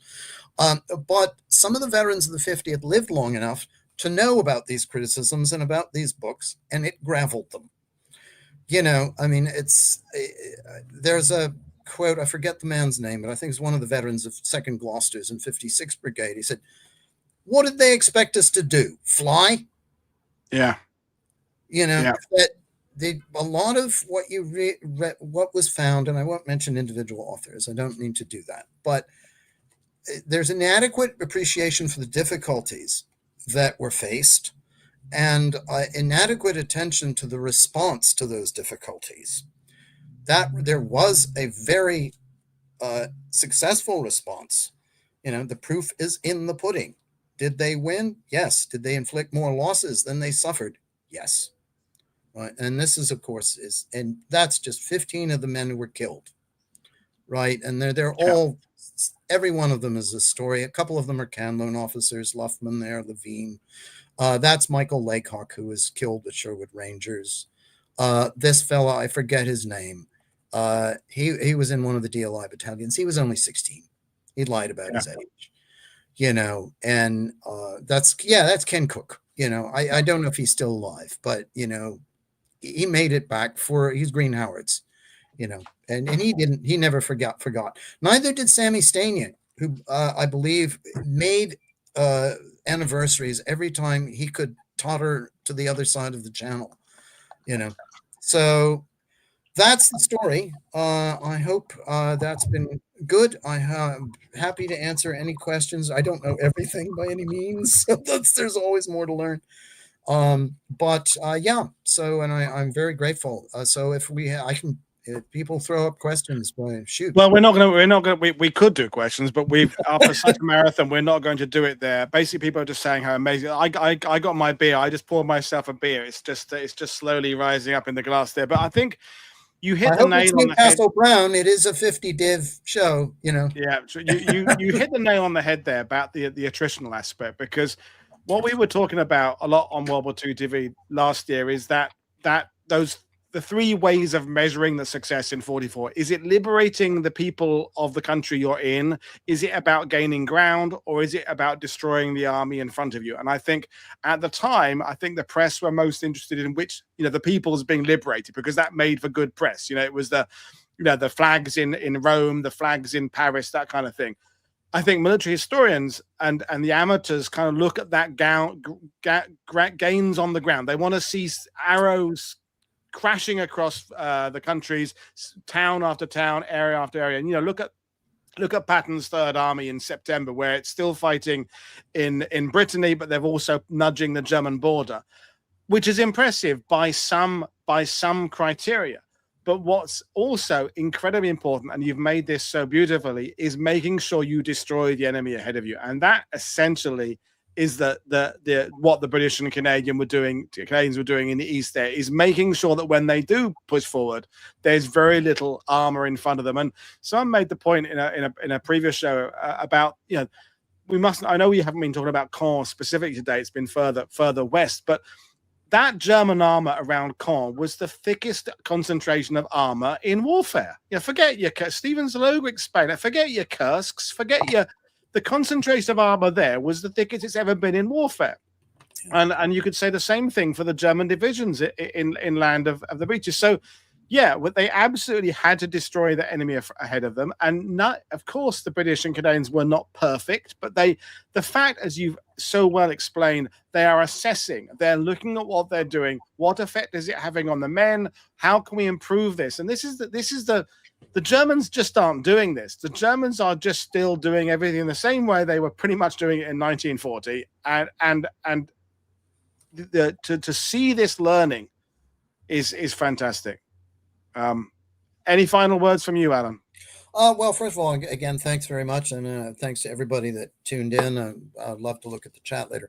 But yeah, yes to everything you said. And I think I mean, one thing I think that needs to be said also. This is a comment you got from some of quite a few of the veterans of the 50th in their old age was, when they go look at the books and the movies and everything, it's like, why is it always, the paras and the commandos and the Aussies and why do they never talk about us?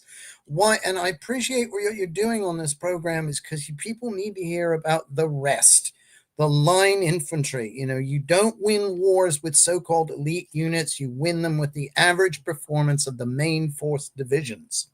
Yeah. Right. And this needs to be emphasized. I'm really glad that you had a good program on here about 83rd U.S. Division. Yeah. Who outside of the state of Ohio has ever heard of them? Yeah, it's the same thing with the 50th. It's not that they were forgotten. They were just taken for granted.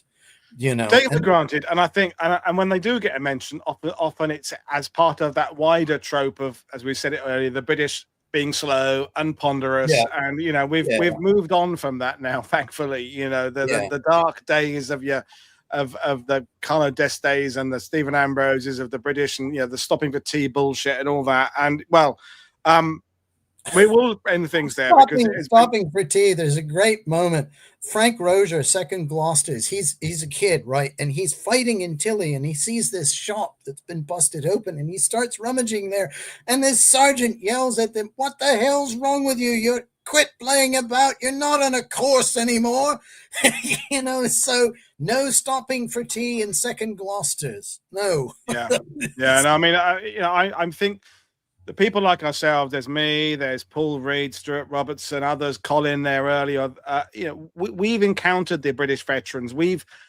I don't think I've ever met a British veteran who's got all really angry about it, but certainly there's been some snide comments about how history has remembered them and, other people getting the glory. And I think they're always a little bit too polite to get really grumpy about it. But I think this is the kind of thing, my great uncle, we're going down that massive detour, but as a Sword Beach veteran, that idea of Sword Beach being a failure because they didn't get to Caen, he hated that. He hated that idea that he was being labeled a failure. He didn't see it in that way at the time. He didn't see about it later on. So, we will bring things to end there so that we know this is going to be a marathon one. It's the director's cut. Go get your beer, Paul. I've already had half of it in one go, but yeah.